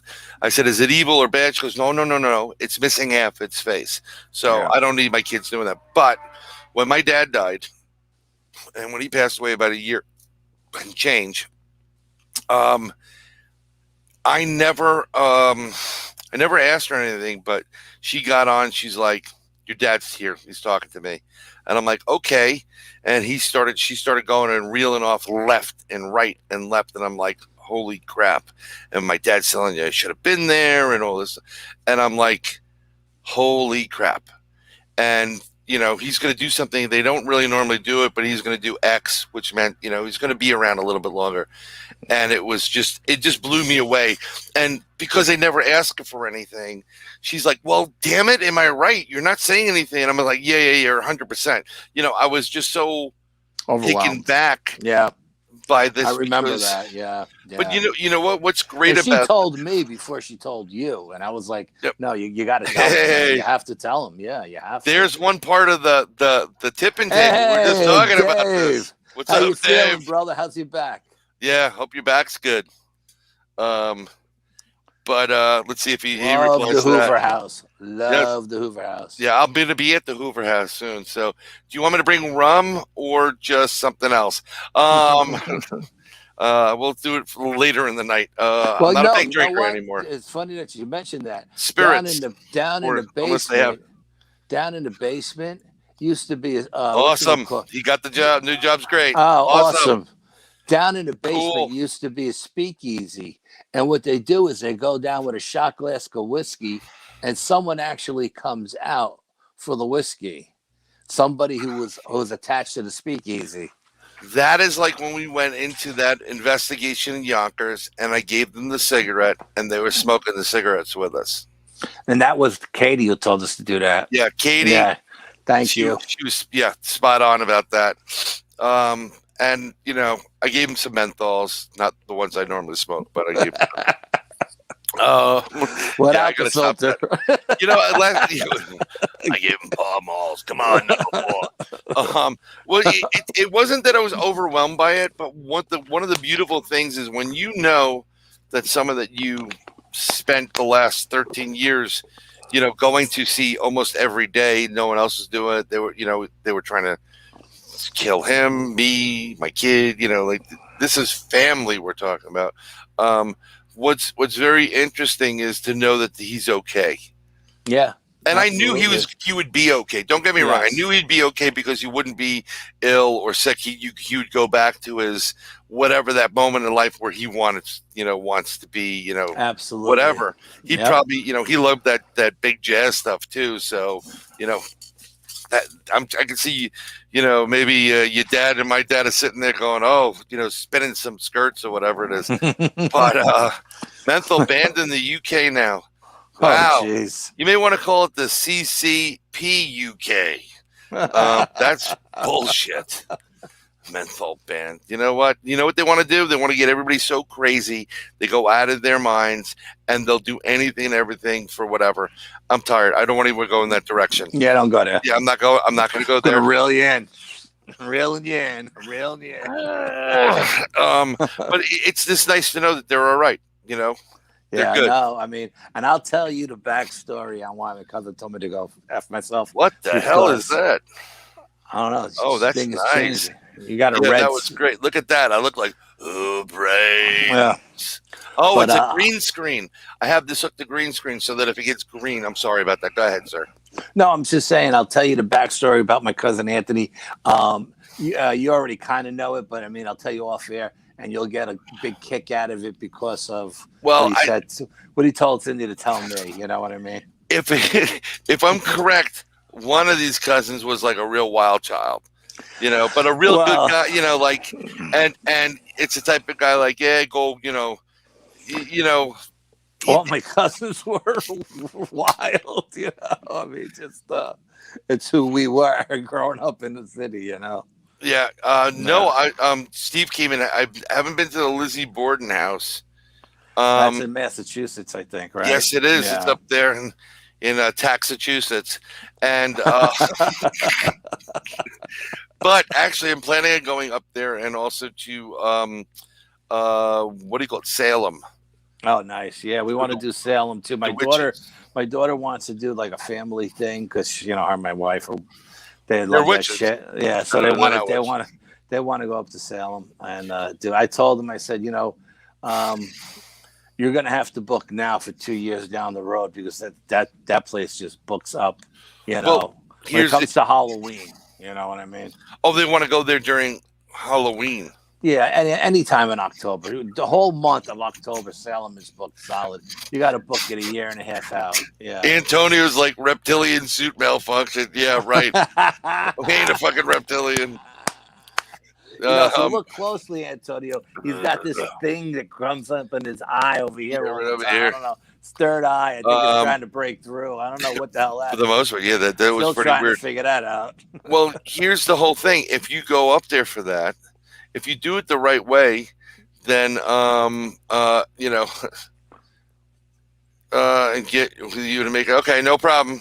It sounds like a plan, sir. When you do the when you do that Salem thing, when you do the Salem thing, Yeah. If you're going up there at the same time, I mean, we kind of like, look, you can do your own thing, and we'll do our own thing as well at the end of the summer. But what would be cool is to go from there to the American Stonehenge and check out, and call up Dennis and see if, get in there to walk around. I mean, I've been there before with my wife and my brother and his wife, and they were like, "What's this place?" Yeah. They didn't understand the significance of this. No, a lot of people don't understand the significance. No, they don't. That place, but it's pretty damn powerful. I actually showed my wife the episode where the Holzer files were there. And my wife was like, "Wow, that place is pretty cool. I could do that." And I was like, "Yeah, you can." She's like, "Yeah." I said, "Okay." We make a little mental note here, Exactly. Yeah. Go make a mental note. The Holzer files, my ass. But some reason my battery doesn't want to charge. Oh shit! I am so tired of this crap. We're talking about ghosts, and now my battery doesn't want to charge. Maybe because we're going to get some spooky shit coming in. Who knows? But I figured because then you can make it a double, and then after you go to, if we go up to American Stonehenge, you're only like 25 minutes from Portland, and we hit the Paranormal Museum. Oh, Lauren Coleman's museum. Yep. Yeah, absolutely. I'm in for that. That's another thing on the bucket list. Absolutely. Wow, this is pretty cool. So Antonio says there's a tree in my local cemetery where they hung the last witch, and you can see tortured faces in it. I'll get you guys a picture. That would be pretty cool. Yes, that would be very cool. Absolutely. I'm going to go check my messenger right now because I can. Why not? I got maybe not my messenger. Maybe it's your messenger. But I have nothing in my messenger. Well, nothing I'm allowed to talk about. Right. Yeah, and I got to reach out to Cisco and let her know that they changed their diagnosis on me. So we're not talking about a spider bite now. We're talking about something else. So it may be a whole different, diagnosis on her end too. Well, there's no poisons to pull out. She's really, really good. Cisco Murdoch does Journey Beyond the Gate. If you want to catch her podcast, she's freaking awesome. She knows her stuff. Former she wants military. To have us both on, she said to me too. She said she wants to have us both on together. I was like, okay. You got it, Carlito. No. Well, you sure you want to have us on? We're gonna probably blow shit up. What you wish for. Exactly. Be careful what you wish. That's what Rosemary wrote in the book. Yeah. Be careful what you wish for. Yes, that's what Rosemary Ellen. That was great. Yeah. What a great statement because it's so true. Be careful what you wish for. That is so true. Yeah, Steve. Prayers to all for you as well. It's good, we will check our messenger, but I don't know if you're talking to me or somebody in the chat. I'm just trying to throw up these things. Carlito wants a shirt too. Well, once they go live, I'll do we'll do a messenger thing, and we'll do a PayPal messenger thing, whatever's easier, and maybe and we'll get it done that way, and we'll ship it out to you. I think it's Mr. Postman. Is it $5 or $7 on a T-shirt? I have no idea. Oh, you got how many years were you in the post office? 32. And you delivered packages? Yeah, but I don't do the windows, so I don't know what stuff weighs. I just drop it off. Oh, they keep once again 10 minutes behind pausing the stream. Hey, let me tell you something. This guy, Tom, the North Carolina Crypto Paranormal Project, Tom, I'm with you with the kids. See, old Baldy over here, he doesn't have kids. Kids are gone. His kids are, he doesn't have to worry about them. So my kids are about your age. And Tom kids, he's in trouble. He's got the hair now, but when his daughter grows up, he's done. It's going to be like me, freaking bald over here. Holy crap. Yeah. But, and then if we hit the Paranormal Museum, I mean, it's pretty cool. And I could take you to the spot where they found that a feral dog or wolf dog. Hey, listen, I'm glad you brought up dogs, because remember you were on B show and you were talking about those people who got ripped up in Tennessee or wherever it was. Yes, sir. The thought came to my mind. I didn't want to, interrupt the show that night, but I was thinking, everybody's thinking it's a Dogman. They're saying, how about hellhounds? Yeah, we were talking about hellhounds. You know what? I think it's literally one of the. I would put that up there as one of the animals that can do that. Yeah, absolutely. And especially if there was more than one. Here's the fun part: if you want to know about the supernatural, besides people that are investigating it and spent boots on the ground, there's some people that are good researchers, but unless you've experienced it, you get a different perspective, in my opinion. I agree. But a great source for what to do in certain situations, and it's very entertaining, is the show Supernatural. Oh, I love Supernatural. Yeah, watched it from day one right to the day it ended. Absolutely. I'm trying to get somehow connected to Paddock and the other one, and see if I can get somebody on this broadcast. Oh, I'm sure they did come on. Those guys seem pretty cool. I mean, what we like to do. We like to, I try to. We have a New York State UFO Project shirt that we've been giving out to guests that come on. I try to give somebody something. If you're going to take the time out of your day to come on my show, I want to give you something. I'm not saying that to get something in return. I'm just saying it's just what I do. If I have it, I have them, and I'll try to give that out to some people. Sam and Dean Winchester, you got that right. Watches the other anyway. So it's the right thing to do. Right. I agree. Yeah. For example, nobody's getting paid to do these interviews. You know what I mean? And if you can get a free shirt out of the gig, why not? Well, it gets a little bit weird because sometimes you have to ask for an address to send it to, because the people are like, whoa, wait a minute, now we're getting too close. Get them a PO box. You know what I mean? Well, no. I'm just saying, not for me. It's for them. No, I'm saying for them, if they're that, most unless they're, they're what do you call conspiracy theorists and think this NSA is listening. Everybody's listening in on me. Yeah, I'm sure they're listening on this podcast right now. Oh, forget about it. My ears ringing right now. Yeah, I'm waiting for that to happen. So I'm gonna get a little bit whiter instead of like a little bit bluer because I was too blue in the photo. Okay. I'm like the hellhound idea actually. Well, yeah, because she was talking about the people's joints being ripped out of their body. You know what I mean? Right. And I think a big dog or even a small pit bull with a lot of force could push a bone out of its joint, pull a bone out of 100%. Its joint. But if you're talking about hellhounds, the size of Great Danes, with the power and the force of their bite, I could see them just pulling a person apart without a problem. And I don't know if anybody, the people that are paying attention or listening are with us on this one, but in that case, they literally said this was not like, they said it was some kind of animal. They weren't sure, like it wasn't the humanistic type of shredding. It's something they've never, a lot of these police have seen this type of mutilation of bodies. They not even in when you're Kentucky area there, you usually get shipped off to the big city. They show you some stuff, and so you have an understanding of like what's what and timing and on death. But they're literally talking about like something like brutalized, kind of like Land Between the Lakes. Yeah, and. I don't even go into a quarter of the detail. Jody Cook, if you're paying attention, he could tell you a lot more details. That was his real first foray into this stuff, and it was so brutal that seasoned officers couldn't take it. Yeah. So I'm thinking it's the same thing, but what can a dogman be a hellhound? I don't know. I mean, could a dogman be a demon?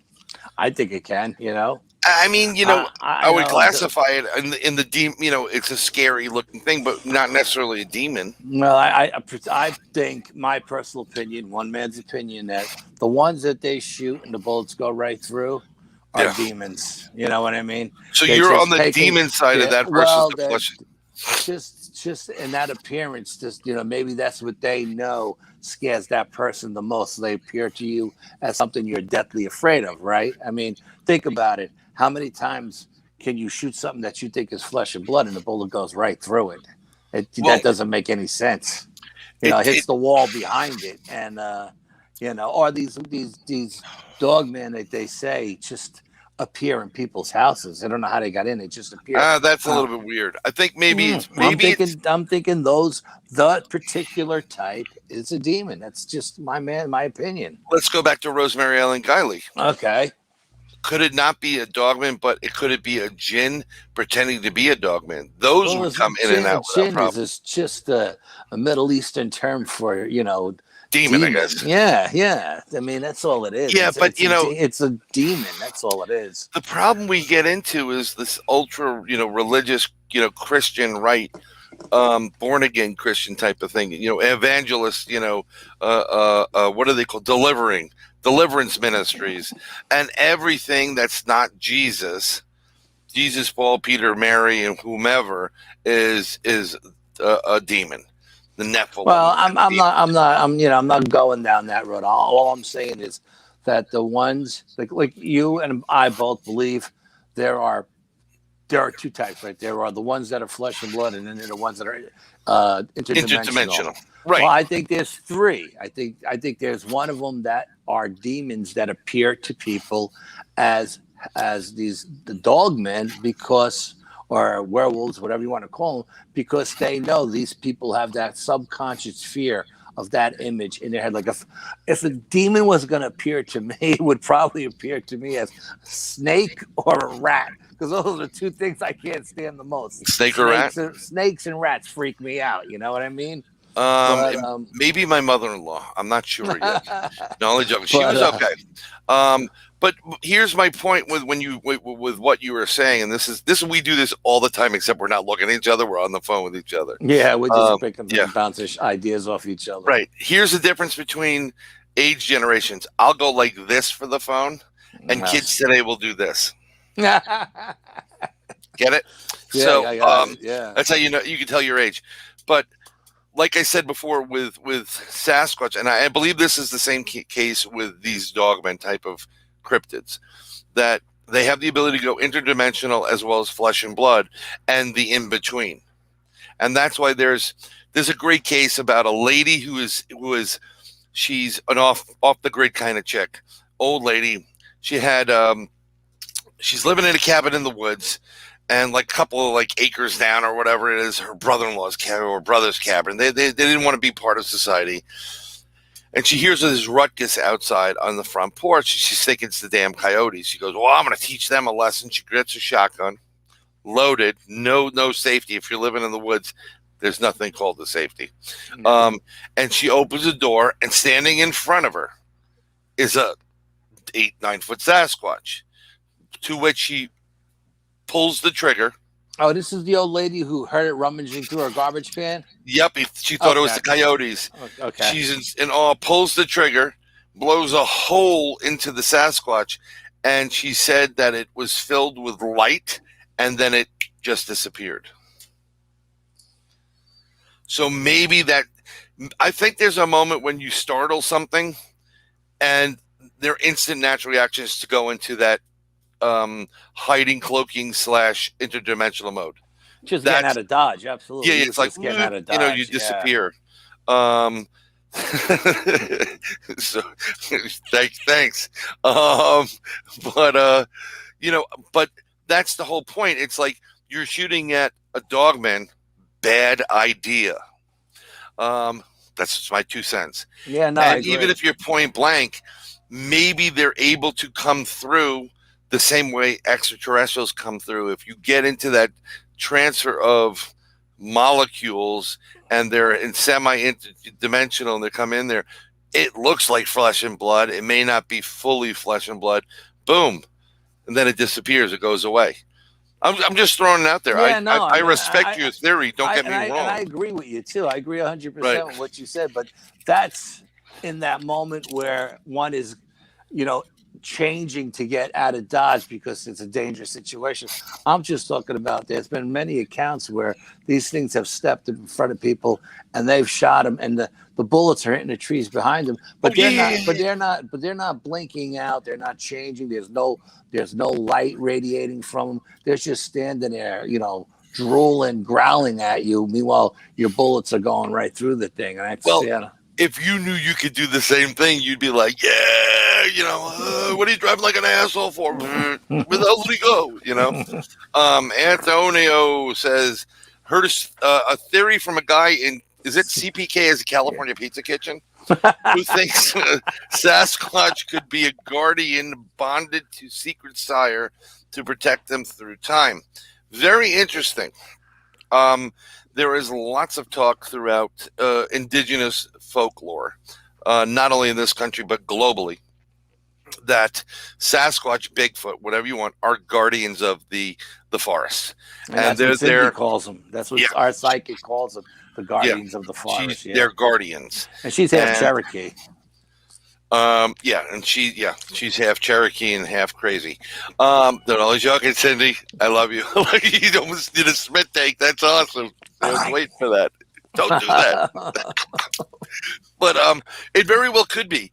Now, are they just are as a guardian? Who are they guardian? Who are they bonded to protect? What's it? Nature. I think they're there to protect nature. I don't know. I think that's why every time my buddy Mario goes to do a cut, he always has issues. You know what I mean? Well, think about it. They're taking down. If I came into your house and started cutting out your living room, what the hell would you do? Yeah, you start moving my furniture outside. You get a round in the ass. But I mean, and when your son sees me pulling shit out of his special place, and I'm sitting there lying there naked, like, hey, what's up, buddy? Baby Huey, we'll put a diaper on you and a pacifier. Baby Huey's here. That'd be great. That's great. Thanks. She turned to you. Bet your ass you better get a gun, sir. I'm actually going. I'm going to take the kids up to Thunder Mountain. Oh, nice. At least the older one, and she's going to go do skeet and trap. Nice. Yeah. Maybe it's a smoke wolf from Mountain Monsters. That's a smoke on the water. Got to do it for Trapper. Trapper played football, right? Oh, did he? Yeah, I think he's in the Hall of Fame too. Look it up. I used to love Mountain Monsters too. Look at this, CPK Cryptid. Oh, sorry, Tom. But CPK for me is California Pizza Kitchen. Okay, that's Carlito. Carlito. So Carlito. Sorry about that. That's weird. Brian's always thinking about food, Carlito. So you got to excuse him. Yeah, he's not. You don't get this size by like thinking about having a salad. Seriously. If we have a new group, the anagram or whatever it is, the abbreviation has to be TITS. TITS. Hey everybody, we're with tits. So we got to figure this one out. Oh God, I can't. Oh, you're supposed to be. Oh, well, 2 times, huh? Free hoodie. Well, Yeah, I got a shirt from him too. I don't even know where it is. I don't even know if I have it anymore. Really? You got a shirt from him? Well, yeah, when I did it the first show, like many, many moons ago, he was after he started doing the shirts, he sent me a shirt. But I've got to be honest with you, I don't even know where it is. I got one from Vic too. I've been on Vic's shit like twice on each damn program. Yeah, he sent me nothing. I think he sent me the Dogman shirt because I got the Sasquatch. We're supposed to be one love. The Sasquatch one from Wes. Yeah. Oh my God. I got so many shirts with so many shits on. I got to start, thinning out the herd. I got so many stuff. Oh, I really should be planning my Vic Cundiff beats Al Sanders. No, absolutely not. Do not do that. I have nothing to do with that, Vic. I love Vic. Yeah, no, I love Vic too. You know what? I really respect anybody that's been able to Vic is the godfather of Vic is the godfather of the Dogman Society. Absolutely, he's definitely the godfather.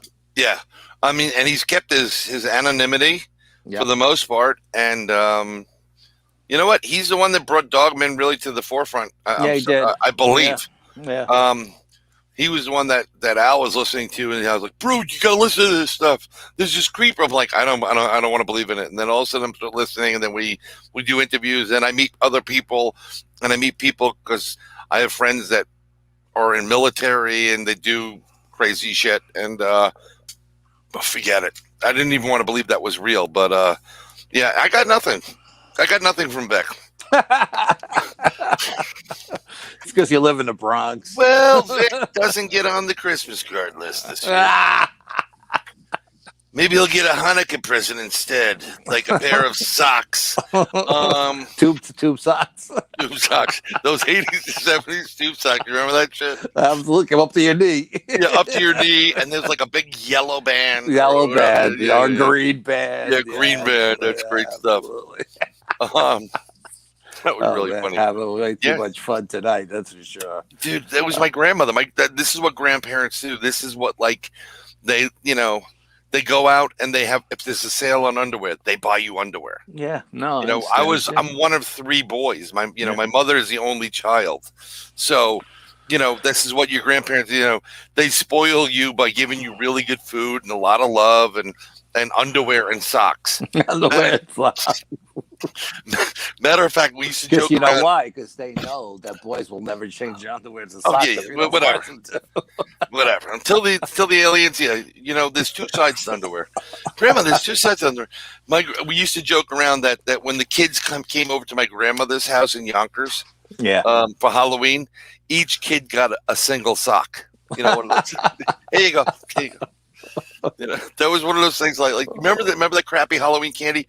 Who here in this chat? I know we're deviating from paranormal, but we're out of control. Who here got the crappiest candy ever? Look, I'm in an apartment building, so we used to go around and someone give you like pennies. Yes, pennies. Got pennies. Yep, got pennies. Why do I want change? Am I getting on the subway after this? I live in the building, right? And then they tell you like 15 different ways. They show it on TV all the time. Like the apples. Don't eat the apples. Don't eat the apples. Razor blades in the apples. And what does that one woman on the 5th floor give you? Apples. Yes. Or here, have an apple or an orange. No, I don't want to. Yeah. I'm allergic to fruit. Oh my God. Yeah. Wild Bill. Oh yes. Wild Bill. Those guys are great. I met him. I did Eric Altman's. He did the PA camping Bigfoot weekend over there in Western PA, and I met a lot of the people that I'm very friendly with online. I got to finally meet, which is fantastic. But those guys, the Mountain Monster guys, were there, and I think he may be doing something again. Hopefully, cross my fingers. Not this year, but the following year, and they're going to probably be back. And I told him, look, I'm ready to come up, and I'm going to do an active intelligent encounter for 2 things. I'm going to do it with in relationship to extraterrestrials, try to bring some kind of interaction with them in, and I'm going to do it also with Sasquatch who are in the area. It's got the county. I wish I had Ron on here. He would know. Was it Chestnut County? Something like that? No, it's Chestnut Ridge. Chestnut Ridge. And that is a highly active area. If anybody's ever been to Western PA. Western PA, a big time active. Yeah. Yeah, people, Al disappeared. I don't know what the hell happened to Al, but let's go find out. He may have gotten booted because of internet. Who knows? I'm going to invite him one more time and see what happens. See if he will get back on the broadcast. You bumped off. So here, I'm sending him the invite to get him back in. Hopefully I'll hear that again. But see, this is the one thing I don't like, fellas, ladies and gentlemen. Have you ever been to Win? No, you know what? Here he is. What the hell happened? I have no idea.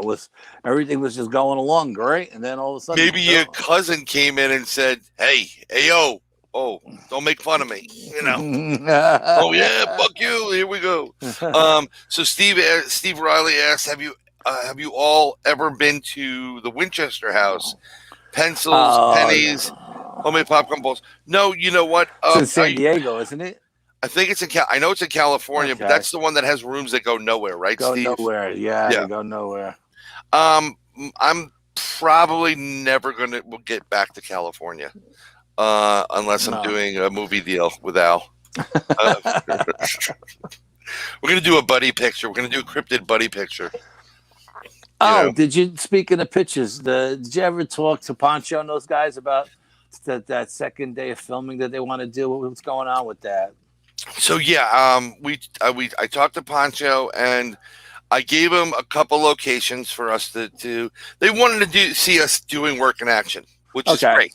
Okay. So I figured, it's really weird. You're in the post office, but you're you have a disability from this, really taking care of a medical excuse right now. Right. Hopefully you'll heal from. And, my work is, it's on a computer. It's, it's here. And our print place, we won't let anybody in it because if anybody gets sick there, we're out of business for the most part. Yeah. And we're doing the best we can to get whatever business we can do. Right. So I said, I suggested, why don't we go up to one of our spots in upstate New York and we do a couple things. We go to some of the stone chambers that we've been to, that we've investigated, one of which we actually looks like we opened a portal. Oh, there's no doubt about it. We opened the portal that day. Yeah. Yeah. I mean, I think we did. Oh, I know we did. Yeah, absolutely. Yeah. The radiation level went through the roof. The colors on the thermal images just went rainbow vortex kind of shit. Oh, yeah. You know what I mean? Yeah, I mean, let me see if I can find that, video right now. That would be great. I can actually, so I said, you know what? How about we do like some of the stone chambers with some of the weird stuff that took place in the stone chambers. And then after that, we could, go do a CE5 and have them come in on it and do it. Okay. Oh, where were we doing the CE5? There's one of the big water bays that we have up there where we've had. I mean, that's the place along that park when I was coming back from that whole damn area is place right, the upstate. Yeah. When we used to get to the upstate area, I noticed that that's where for me, I saw a big black flying triangle that was in that area. So it's pretty damn interesting, Yeah, absolutely. Yep, that's one of my thought would be good. I can't find the one where you could actually see the portal opening up. But I'll find it, and I may just post it. That was a great day. That was a plan B, folks. Al and I go plan B a lot. And it works out to be an A. Yeah, it's amazing how many times. I think it's fate stepping in and saying, no, you guys are missing something here. Don't do that. Do this. And then we do. And it's like a grand slam every time. Oh, yeah. Yeah. Oh, yeah. I really do. I think sometimes, our guides guide us the right way. Yeah. Yep. I found the one. I found it. And I'm going to copy the link. I'm just going to take the link. I'm going to share it to this. I'm going to copy it. And I'm going to post it into our stream. But this is one of the videos that we have, video of portal. And we believe that a portal was opening up and developing in there, to the point, so much so that, I mean, I saw something peek its head in and out. There's no way it could have happened because of the of the space. Tom likes the tits anagram. Yes, sir. We're with tits. Okay, I'm gonna figure this one out, Tom. Oh God, don't get him started, Tom, please. Technical investigation of terrible shit. Terrible shit. Terrible shit. Technical investigation tits. Hey, some people. But yeah, no, and the backstory on this is we went into this portal. Went into this chamber, and we did all kinds of readings while the chamber was in its natural state. And the EMF was low, and the natural radiation was, just ground level radiation. And there wasn't anything really to write home about. Then we hit it with the Tibetan singing bowl, and we filled it with frequency and vibration. And the next thing you know, my fingers are tingling. I got a metallic taste in my mouth. I got pressure in my head, and I'm filming with the thermal imager. Brian's filming. I'm filming. You were using the thermal, and I was using the IR camera. I don't remember. And everything just started to change, man. And then we looked at the radiation detector, the radar, and the level is through the roof. And Brian's like, I don't know if it's safe to be in here. I'm like, well, let's not just leave right yet. We're getting, we're in the middle of getting something. So we wait it out, which is probably the worst thing we could have done. But, that's what we do. So, but, and to see all these different colors show up on the thermal imager that weren't there before, it's just a natural light that was coming through. And Brian did see, and you said that was like outside the door that poked its head in, right? No, it was actually on the left wall. It almost like it was before the door. So it was on the wall, and it poked its head out towards the door. Yeah, it went in like here. I'm just going to give you this. It was like this. It was like a, and it went back out. Okay. Like, what are you doing there? You seen it against the light of the doorway, yes? Right. The door is behind it. Okay. So it had to be in the room, and it was actually would have been within that portal range. Okay. So I just added a comment for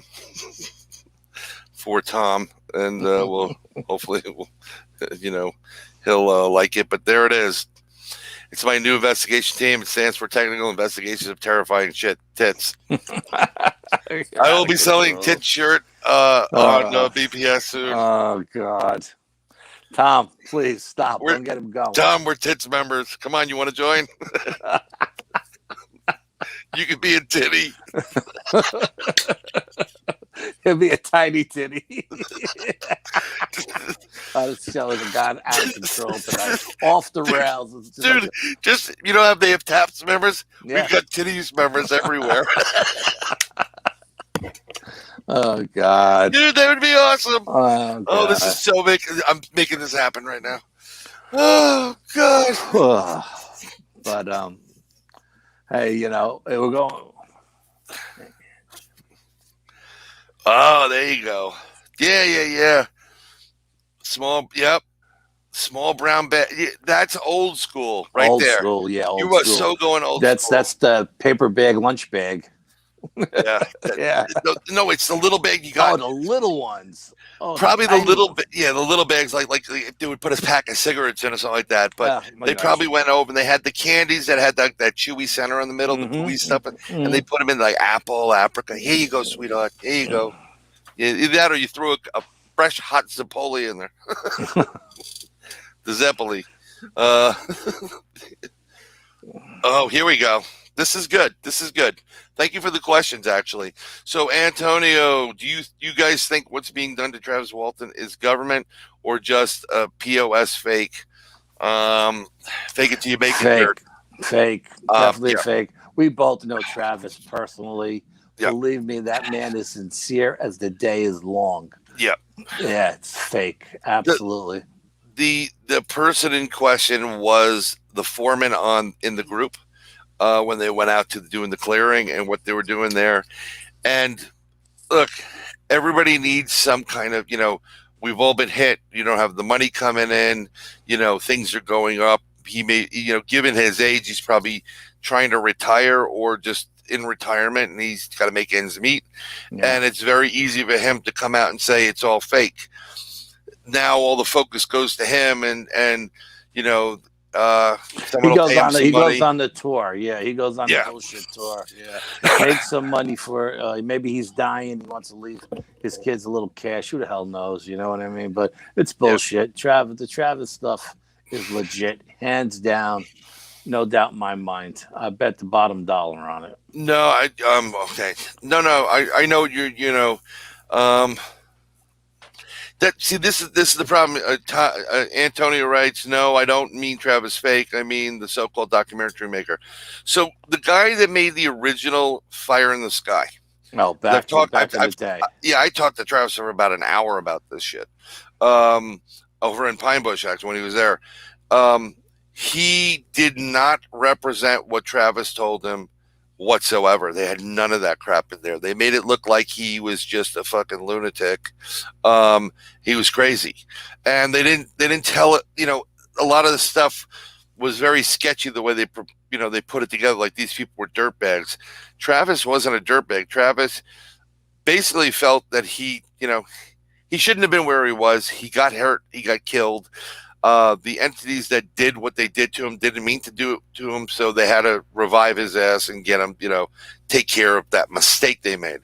And that's why they did, they took Travis for a long time to help him heal. Yeah, it took him a week to recover, with their technology.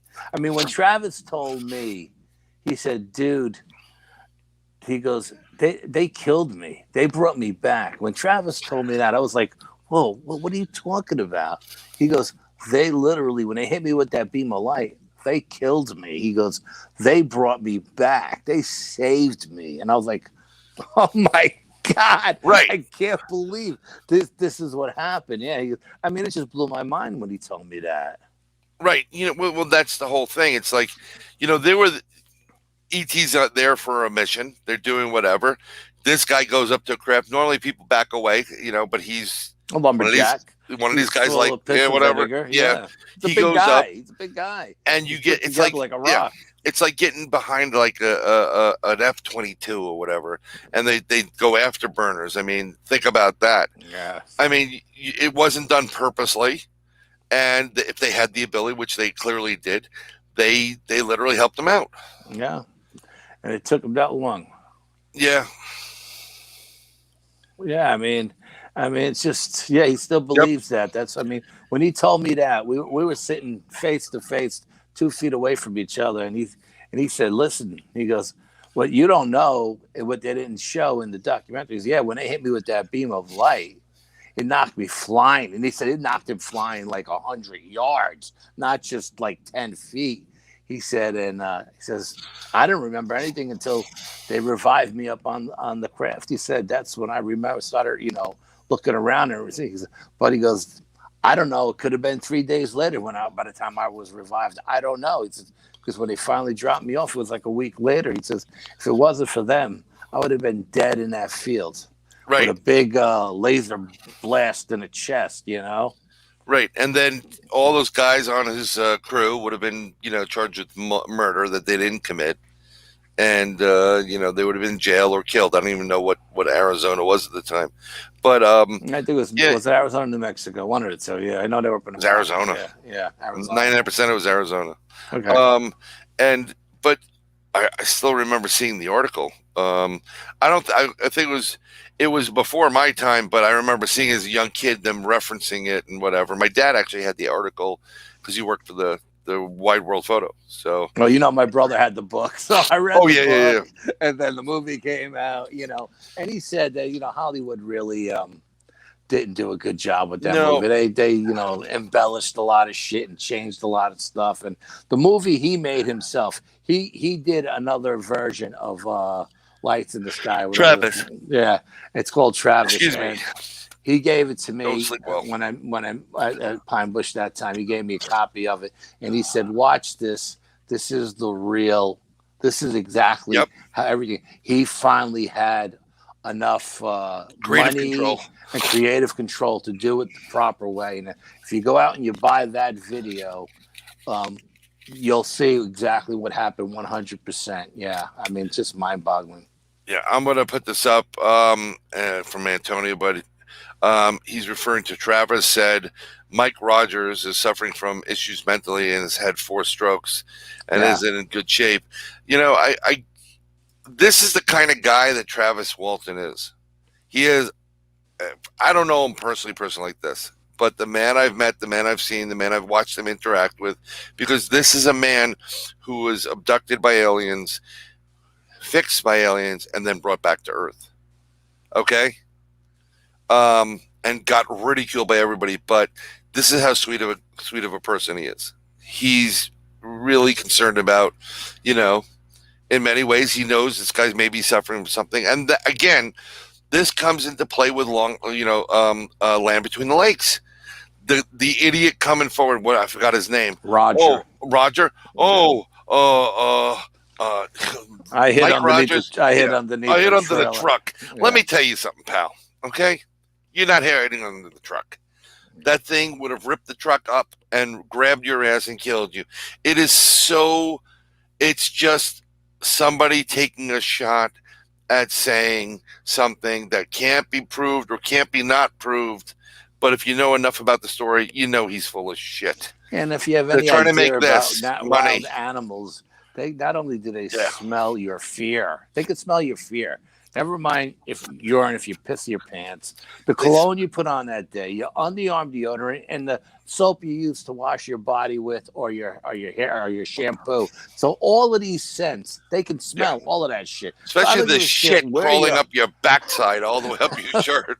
I wasn't going to go there, but I mean, no matter where you're hiding, they can smell you. They know you're there. So please don't look me in the eye and lie to my face and you make an ass out of me. Forget about it. It's not happening. Yeah.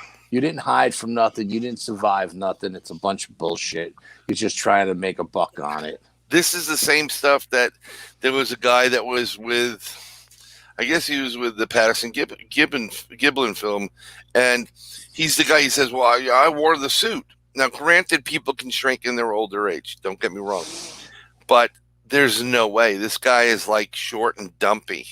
I mean, he's shorter than me and like bigger than me. And like you wore that suit, you could see muscle movement. I mean, show me a picture of you when you were younger that you would have fit into the suit like that where they could see your muscles. Yeah. Who who can get away with that? If you pasted hair on him? Our buddy Nick. Nick from the meeting. Nick's not way tall enough to get away with that. No, I'm talking. He's Diesel. He works. Oh yeah, he's Diesel, but that thing was a monster. You know what I mean? Even what's his name? Tom could get away with. I mean, Tom. He looks like Tom. I don't know what you're benching and lifting. I mean, you have your own gym. What's the initiation fee? It's free. Free tits for everybody. But I mean, like. You cannot fake the muscle movement. No, the muscle mass. You can.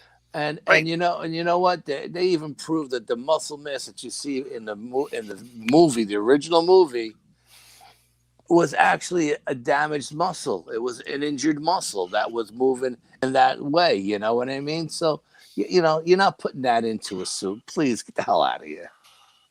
Yeah. You know what? It's a bunch of bunk. That's basically what it is. Nah. Nailed it with the bag. Exactly. Look, I tell it like it is. I don't got time anymore. And my kids know it too, and they're like, "Oh crap, here comes Dad." I'm good. I love my kids to death, but they know that, like, don't try to play the stupid games with me. I'm not going to play the game. My dad did it a little bit because he was just like, whatever. But, these people, they play games with everybody. Yeah. This is all counterintelligent bullshit. You know what I mean? Yeah. So. But we're getting to the point where I'm getting dirty looks right now. Okay. No, I understand. We ran long, but was an interesting show. See this? That thing, It gets hot, and then they stare at you. Matter of fact, when I look at tits, it gets hot and warm, and my wife just put her head through the glowing ring I have there, like Jack Nicholson, and like, here's Johnny. Yeah, exactly. Oh my God. So, oh my God. But I want to thank everybody that's been here. Carlito, thank you, Tom, everybody. Steve, Antonio again, Miss B, everybody. If I miss somebody, I apologize, but we do appreciate it. And I hope you had a good time and fun. And please, we do this the first Tuesday of every month, or we try to, unless I'm banned on Facebook.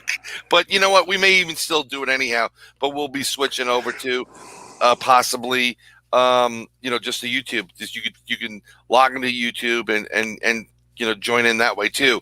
We'd love you to like, share, and take part. Anytime we get more subscribers, it helps us out. And if you guys got any questions that you may think of after the show's over, just hit us up on Facebook Messenger or whatever. We'll answer anything you guys got to ask. Yeah, you know what? We don't pull any punches. Yeah, we're not going to pull any punches. Like, one of the questions I have is like, how many hot dogs we can stick in Al's mouth right now? Without him getting pissed off. I can't wait till Al becomes a grandpa, because he's going to have to deal with, and it's going to be like, I can't blow up at this kid. I can't blow up at this kid. Well, I could always hand that one back. You know what I mean? So yeah. Couldn't hand the other one back. Take it. Thank you, Carlito. Yeah, thank you very much.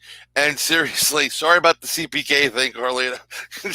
Really sorry about that. I'm thinking California Pizza Kitchen. I'm a fat guy. What can I tell you?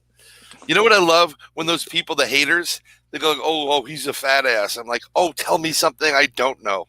Breaking news? Yeah, breaking news. I'm fat. News. Tell my wife. Whatever.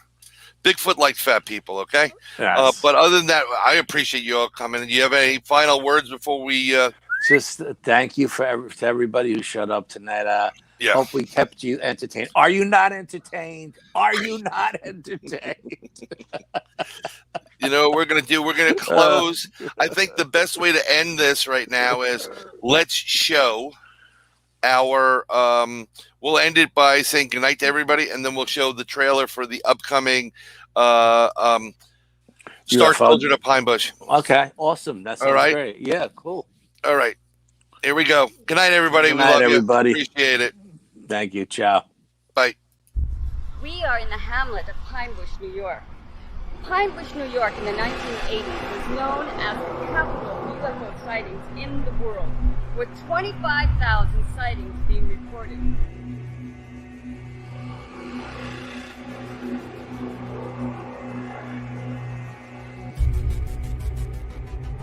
Besides the UFOs, there are a lot of paranormal activities that go on here. It went from point A to point B. This is where the close encounters of the fifth kind are held. 20, 30 miles. A gray alien appeared in a rope. The kind that you remember are contacts. In a second, boom, and they're back. Or an abduction. Inviting them here. And they're scared and they don't know what to do about this. We are here all alone, or so we think we are.